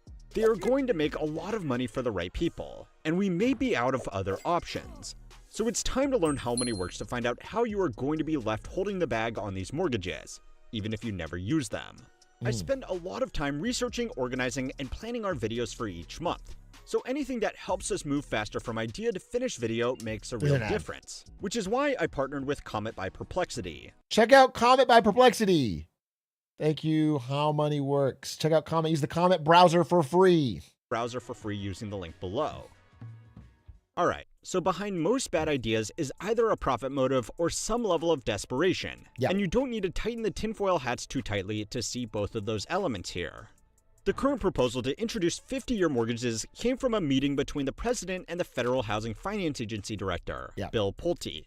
The FHFA was established in 2008 after the global financial crisis to keep a tighter leash on Fannie Mae and Freddie Mac, the semi-government enterprises tasked with buying up mortgages off regular banks provided they meet strict criteria regarding lending. By the way, maybe he's going to talk about this, but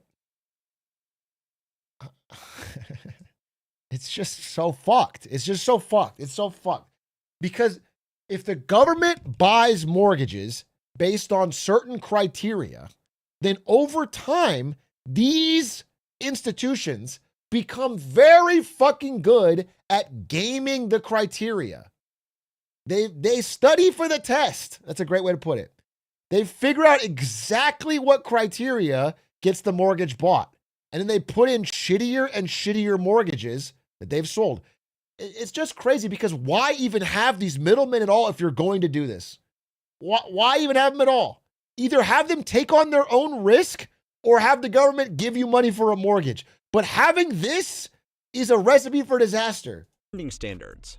Theoretically, you could walk into your local Wells Fargo today and ask for a 50-year mortgage. And as a private business, there is nothing specifically stopping them legally.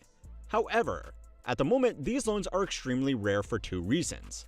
The first is that 50-year mortgages do not currently fit within the underwriting criteria of Fannie or Freddie Mac. So if the bank gives that loan, they can't sell it off to these organizations, and instead they have to keep it on their books for the next 50 years. Compared to a regular 30-year mortgage, which they can make a quick, easy profit on overnight, this kind of deal just doesn't make business sense, except for maybe rare instances of extremely large loans to private banking clients. However, if the Federal Housing Finance Agency instructed Fannie and Freddie to start accepting 50-year loans as well, then that would be the first barrier removed. The second reason why private banks... these two things are what Melody Wright was talking about in our interview, where she mentioned, Fannie and Freddie are owning like such a massive chunk of American mortgages. Like they've all been built up to sell to them. Don't do this for now is because 50-year terms are outside the bounds of what the Consumer Finance Protection Bureau considers a qualified mortgage. Qualified mortgages just means that banks meet some basic requirements to satisfy the Bureau that their lending is not predatory. If they do meet these criteria, they are offered legal safe harbor, which makes the banks harder to sue if the mortgage goes tits up. For now, loan terms beyond 30 years do not meet these criteria, which means if you get given a 50-year mortgage and end up in financial hardship, you could theoretically take your bank to court for predatory lending and they would have far fewer legal protections. Yeah, now, they would still have an army of lawyers, so please don't try it just because someone on the internet said it was theoretically do it. YouTubers possible. are always right. Anyway, this might not matter soon because the government is currently pushing to dismantle the Consumer Finance Protection Bureau anyway by cutting off its funding. Great idea. This would remove the last barrier to 50-year loan terms, and if banks are allowed to write these loans, there is a big incentive to do so. Longer loan terms are more valuable when they are turned into mortgage-backed securities because they pay interest for an additional 20 years. Longer loan terms will most likely also enable slightly larger loans, maximizing bank revenue. Now remember, the Federal Housing Finance Agency back up here was specifically created after... I assume he's going to mention this, but I don't care. I'll fucking pre-watch it anyway. The biggest reason of all, though, is that if you can take out slightly larger loans and that makes the housing prices go slightly up, then we save the retirement of all these boomers who have put all their money into their houses. Like That is the fuck. It's for boomers. At the end of the day, like, yes, banks will win with a larger loan term, but they're winning either way. The real reason politically why they'd have to do this is that boomers are cooked if the housing market crashes, because that is where they put their fucking wealth. And so politically, you have to do whatever it takes to prop up not only the housing market, but also the stock market now. We've entered in a dual prop system where the government is like backed against the wall to never let 401ks drop for too long and never let housing drop for too long, or the boomers will fucking collectively open their mouths and unleash Beelzebub from hell. And we're just dealing with it until they fucking die. I'm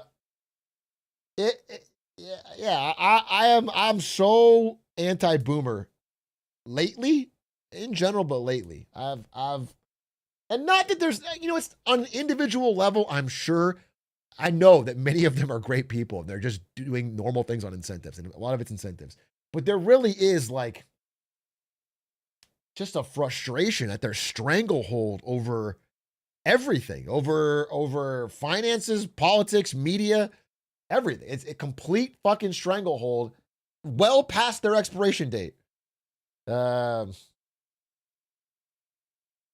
It's frustrating. And obviously it's like the wealthier part of boomers, not like a fucking poor boomer trying to figure it out, but it's frustrating. Now remember, the Federal Housing Finance Agency back up here was specifically created after the subprime mortgage crisis to try and stop the whole system from getting too crazy again. So then why would they be pushing for riskier loans that are going to make the market more unstable? Well, we may never know. But on a completely unrelated note, the current director of the FHFA, Bill Pulte, is one of the heirs to the Pulte Group, the third largest real estate development company in America. Oh, this is about... He is also the founder of Pulte Capital Partners, own a corruption. separate private equity firm he started in 2011, which according to their website, makes focused investments into construction-focused businesses like roofers, HVAC installers, and drywallers. That means both the family business and the private equity firm are reliant on people buying and selling homes to generate returns. And that's a problem because home sales have cratered since interest rates have risen. The list of corruption is so long that it doesn't even register, but it's fucking crazy to hire someone to run a group when he has not one, but two family businesses that are direct conflict of interest with what you need to do in this fucking role. That is crazy. His entire life is built up in businesses that need housing prices to go up and housing sales to continue, and he's in charge of the fucking Federal Housing Authority? Buyers can't afford to break into the market, and existing homeowners don't want to sell their homes after they locked in low interest rates. Now, if 50-year mortgages become commonplace, they would only make our current predicament significantly worse for future generations down the road. If people can lock in good rates for 30 years, that can cause problems. But eventually, they build up equity, and for the final 15 years of their loan, their nominal interest rate is not as big of a deal. However, if people lock in a 50-year mortgage at a good interest rate, they will build up equity in their home far more slowly, which means that the current rigidity of the market could be extended for the length of an entire generation. However, that will be a problem for a generation that isn't even born yet. And obviously, it should go without saying, screw those guys. Yeah, we have problems to fix right now. He's Today, spinning. Even those households that were lucky enough to lock in low interest rates on normal terms are starting to struggle. I mean, look, Gen Z's in my chat, and they already fucking hate Gen Alpha. They're gonna hate Gen Beta even more. Let's pass it on to them. Wait a minute. I see what the boomers are talking about now. I see what the boomers are talking about. Wait, you can just pass the buck onto another generation and try to make things better now? We'll call it kicking the can. Wait a minute. Oh, now I'm seeing they should have just said that what they were doing. The true extent of financial hardship in the housing market has become incredibly hard to track because of a trend that is being dubbed extend and pretend. Basically, lenders have allowed borrowers to defer or renegotiate their payment schedules quietly behind the scenes without officially noting them down. This is directly what Melody was saying. They extend their loan terms and pretend everything is okay. Now, for the lenders, it could be argued that some repayments are better than no repayments. But for the financial system as a whole, we truly don't have reliable data on how dire our situation is. For home builders and financiers, this is a real problem. But one way to get things moving again would be to make financing terms even more flexible. A 50-year loan is effectively just officially sanctioned market-wide extend and pretend. This could be sold as helping out new buyers break into the market, but the people who it will help the most are existing investors. One of the biggest problems with real estate around the world is that modern homes have become assets first, with a side hustle in accommodating humans as a distant second priority. Yeah. This is because they are one of, if not the single most effective vessels for finance and tax incentives. You can't borrow money on a government-backed 30-year fixed interest term to buy stocks, nor can you claim any of the dozens of deferments, incentives, or credits that come with real estate. Yup. When it comes to reining in house prices to address affordability concerns, most people can only spend as much as they can borrow. So by restricting how much they can borrow, policymakers can easily influence home prices while also making the financial system more robust. A study on Swedish home prices— Just all demand subsidies come down to this, even the ones that sound good. Just every demand sub, even when it's like, hey, listen, more people need to go to college. College is really important. We need to make college more available to everybody. So we're going to offer subsidized government student loans. Whatever, the reason can always sound good. But when you're doing a demand subsidy, you always get unintentional consequences down the line. We're going to have special tax brackets to let you write off your mortgage insurance. Whatever it is, whatever the fuck it is, you will always get unintended consequences down the line. So you have to be ready to bear those. And they never are. They never do. Found that properties become markedly more affordable after the regulators cut back on interest-only loans and introduced strict amortization schedules. A global study by the Bank of International Settlements found a similar trend across countries. If we really wanted to make homes more affordable, 15-year mortgages would do a lot more. Do you think Australia subsidizing university is good? Listen, in theory, the idea is good and there's good outcomes for people. But like Australia, for example, because the government will pay the full cost of the university, relatively easy. There's a lot of fraud in that. A lot of universities are set up in Australia that offer bullshit degrees, and they try to get as many people into them as possible so they can milk the government for money. Like that is a thing that's happening in Australia. That is the unintended consequence of this program. All these programs have unintended consequences because human beings follow incentives. They always have and they always will in every society, no matter what fucking system you have. They will always follow the incentives, especially over time. So you have to prepare and plan for that. You have to think about it in a smarter way. If you try to do it just by throwing money at it, you will get consequences you didn't expect. And that's why the best methods are usually ones that drastically stimulate supply, which drives down cost. Like that's just a better way to do it. Even if there's unintended consequences there too, but those seem to do better. Than 50-year mortgages. But that's kind of the point. Because real estate has become such an institutionalized investment vehicle, one man's affordable home is another man's crippling market crash. On one hand, 50-year mortgages are only going to make things worse by making homes even more attractive as an investment vehicle.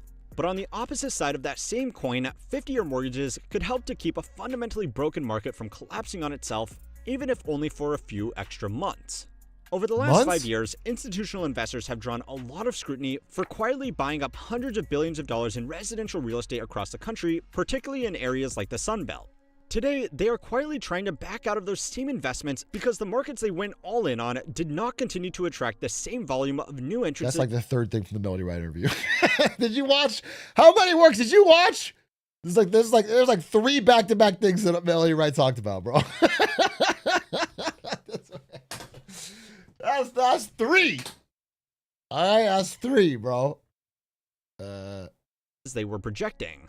As I was putting this video together, Atrioc did a fantastic interview.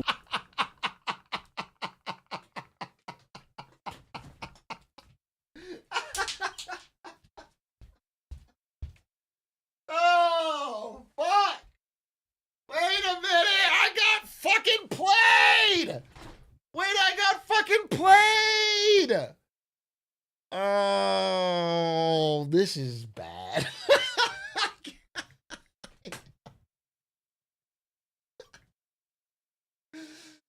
Wait a minute, you son of a bitch! I gotta get back at this guy somehow. We're Ouroborsing. Wait, this is a human centipede, bro. This is a human centipede.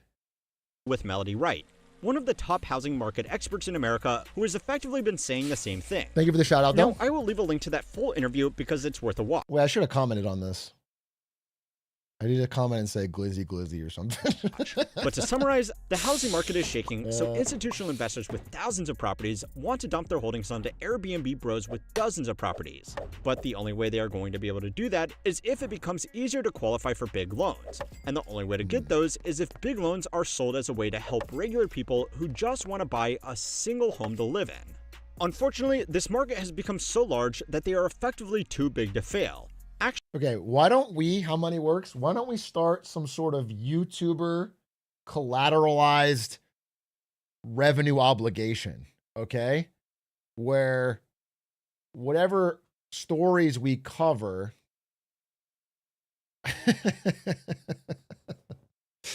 we can package up and sell to investors somehow, okay?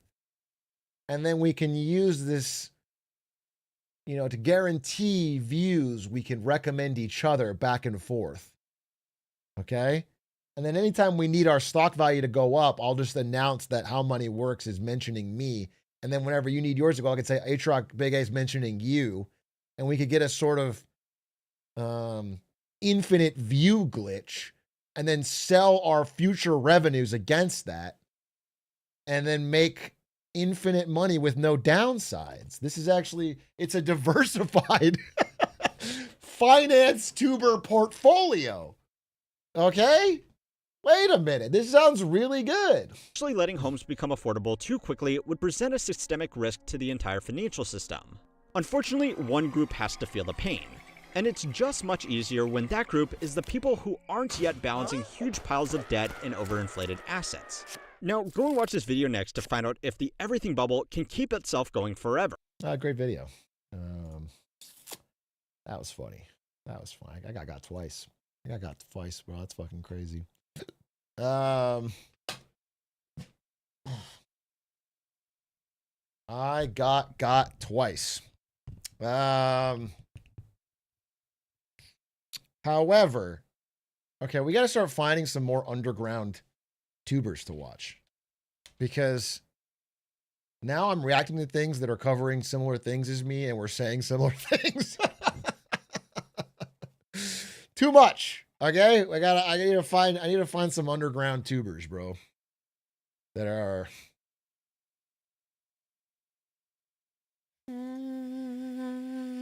find me a pro AI guy. I need to find somebody who's making the strongest case. I need to find, let's watch more Asmongold, huh? Let's get some more Asmongold. What's this? Millions of them.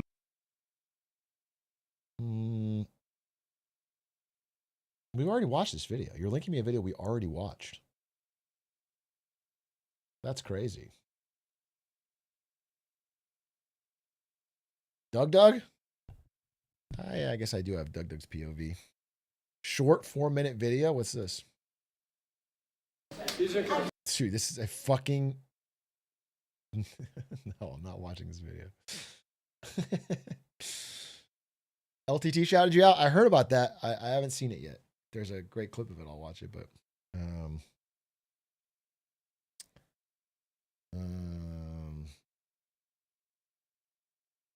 banger vid. What's this? When conjuring why Japanese railways win. Honestly, I feel like Chinese railways have been winning. Maybe I'm wrong. Japan ones are a little out of date.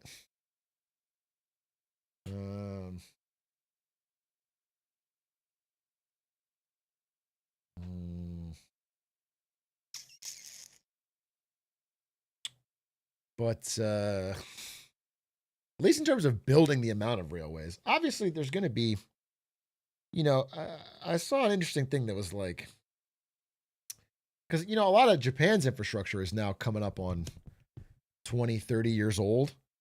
And then you get some costs with that and you have an aging society and its problem. Like China's not going to feel that for 20 years, bro. But when they do, some of the malinvestment is problematic. You don't, so like right when it's brand new is when it looks like it's the most brilliant idea ever.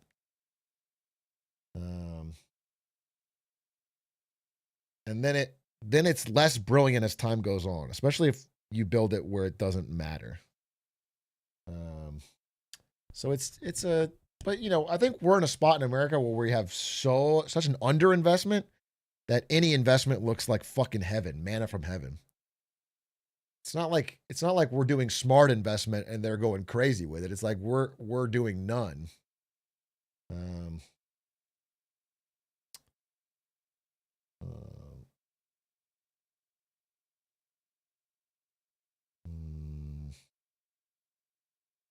Best video I've seen in a while on AI security cams. What's this? If you're an American, you've been probably breaking the AI in police cameras. Interesting. Sounds kind of interesting. Recent. It's got a bazillion views. Possibly we'll watch this. There was something I actually wanted to watch though as part of like there was a gold video I really wanted to watch that came out one day ago. You know I can't be skipping gold, bro. I can't be skipping gold. Why the world's wealthiest are sending their gold to Singapore? I gotta fucking.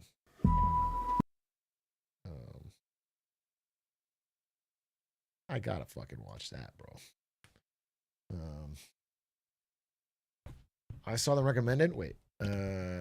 What about this video? What's this? This is a short. Adams, it's such an honor to meet you. The honor This is is a mine. YouTube short of John Adams. This video from Wall Street Journal feels like an ad?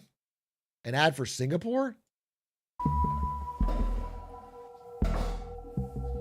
I mean, look at that shiny ass Demand for gold. is surging, recently sending prices past $4,000 per troy ounce for the first time. In times of uncertainty, investors reach for gold. But It this just looks so time, it's not nice. just about buying more of it. The wealthy are rethinking where they stash their treasure. Away from traditional vaults in London and Geneva, and east to new hubs like I don't know if they're going to mention it, but I do know that China is building a massive, gargantuan gold vault in the Middle East, in like Dubai, maybe, as a way to be the settler and market for gold trading between like they don't, because obviously even people that like trading with China don't want to have their gold held in China because it could get confiscated or seized and it's hard to move money in and out of the country. But they're building one in the Middle East as like a gold for oil type trading, where it's like if you are a Middle Eastern country, you can trade oil for gold, but it never leaves your site. It never leaves like your sphere of influence. I think it's in Saudi Arabia, yeah. Singapore. And it's like the interesting thing about it is that like China owns a little bit of gold in the Middle East or whatever, but the vault they're building is so gargantuan. It's clearly for a long-term plan to have a more gold-backed trading system. It's like it's absurdly sized vault. That brings us here, inside some of the most secure private vaults in the world. This might look like just a warehouse, but it's a super sophisticated, highly securitized storage facility. Gringotts ass? Yeah, Here exactly. at the reserve. Dude, this should be a crazy heist movie. This would be such a fire heist movie. Security isn't just set in concrete, it's built into the country itself. Singapore really doesn't have enemies in the world. Makes it a very good long-term storage location. For many wealthy clients, peace of mind matters just as much as profit. And geopolitical unrest, combined with global economic uncertainty, is one reason many are choosing to look eastward. Singapore is a wealthy jurisdiction. They will not have an incentive to nationalize gold in the future. Right. It is a jurisdiction which made that wealth through building confidence with clients. So for Singapore to nationalize something will be economic suicide, essentially. And thirdly, Singapore is very well defended. And that combination of these three factors means that it's an ideal location. Yeah, you'd think Singapore, with how small they are, would be not very strong militarily, but they spend a lot. They have a fucking advanced military. They are like a porcupine, dude. Singapore's tough. It would be not an easy task to to store wealth intergenerationally for 20, 30, Wait, is 40 his name years. Gregor Gregerson? Did you say that? Fake ass fucking name.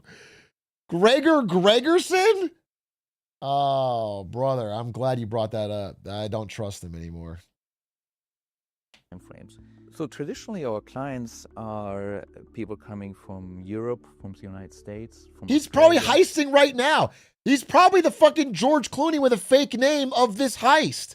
He's doing the interview while his guy in the back cuts open the vault. It's mostly Western English-speaking clients. A lot of them tend to be entrepreneurs, people who made their own companies and are He's got the in Mission charge Impossible of their face, own dude. wealth management. Gregerson founded the reserve to meet the growing demand for high-end facilities to store gold and other precious metals like silver. This vault was completed in 2024 and is located near Singapore's Changi Airport. It includes a towering chamber that can store up to 10,000 tons of silver, worth about $16 billion. Sheesh. Important part is a foundation which is going 32 meters into the ground to distribute this kind of weight. A 90 kilonewton floor loading means that it's about 45 times stronger than a car park. As Chat, a how are we response to stealing the this? soaring demand for precious metals, both gold and silver prices reached record highs in October, with silver topping $53 a troy ounce and gold Through going the floor? beyond We walked straight in. $4,300. We walked straight in. Big magnet. Big magnet. Rope and glass cutter. I don't know that any of this will work. Act like you belong. So all of us, a few thousand of us, show up and we act like we belong there and we walk in and steal the gold. That's the plan that we've come up with collectively. Per troy ounce. Because gold is much smaller in size and more valuable than silver, it We needs to be Naruto stored run. in a place with an even higher level of security. And while vaults like the Reserve might evoke movies like Ocean's 11 Oh, or shit. The Italian Job, real security is less like Hollywood. It's quieter, layered, and designed to stop threats long before they get close. What insurance companies want to see is a UL Class 2 gold vault standard. And that's essentially a vaulting standard which is defined in such a way that it will keep somebody out for 1 hour. And that's important in the context of 1 vault hour. security because you have a delay element. Yeah, so this is our main gold vault right now. Okay. And you will see these safe deposit box-like containers. And we're doing this because that is the most efficient way of storing gold in a way that makes it easily retrievable. The Reserve has Okay. the capacity to store up to 500 tons of gold, worth about $64 billion. Sheesh. That's roughly 40,000 good delivery bars. The standardized size. Guys, this would major be a good traders and heist. central banks This would be the use when biggest dealing heist of all gold. time. Each one of those weigh about 400 troy ounces and costs about $1.6 million. But it's common for investors to break this up. Okay, I need half the chat to do some kind of comical routine that distracts the police for 2 hours while we get the hour of delay. And then the other half of the chat, we're gonna drill through the vault. We're gonna have you guys do a magic show and scream glizzy. Okay, yeah. And then the rest of us are gonna zzz. Where's Braden Carlisle? Yeah, Braden Carlisle will lead the live magic show. Are you betraying us? Be honest.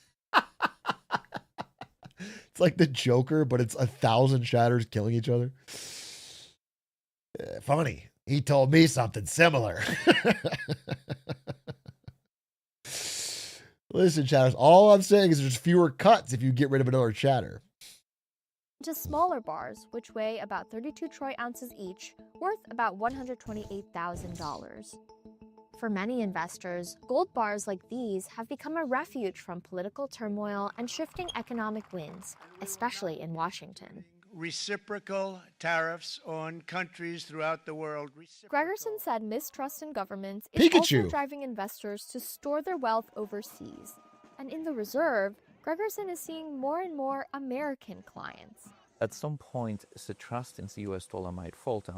When that happens, the country will have to find something that people can trust to back a new currency. And that is traditionally gold. And so a lot of our clients Yeah, but it's going to be fart at coins, so. these sort of potential developments happening. And they're saying, maybe I don't keep all of my gold in the US, maybe I keep it somewhere else. Many investors also choose physical gold instead of funds or futures to avoid counterparty risk. The chance a bank. Oh my God. Yeah. What if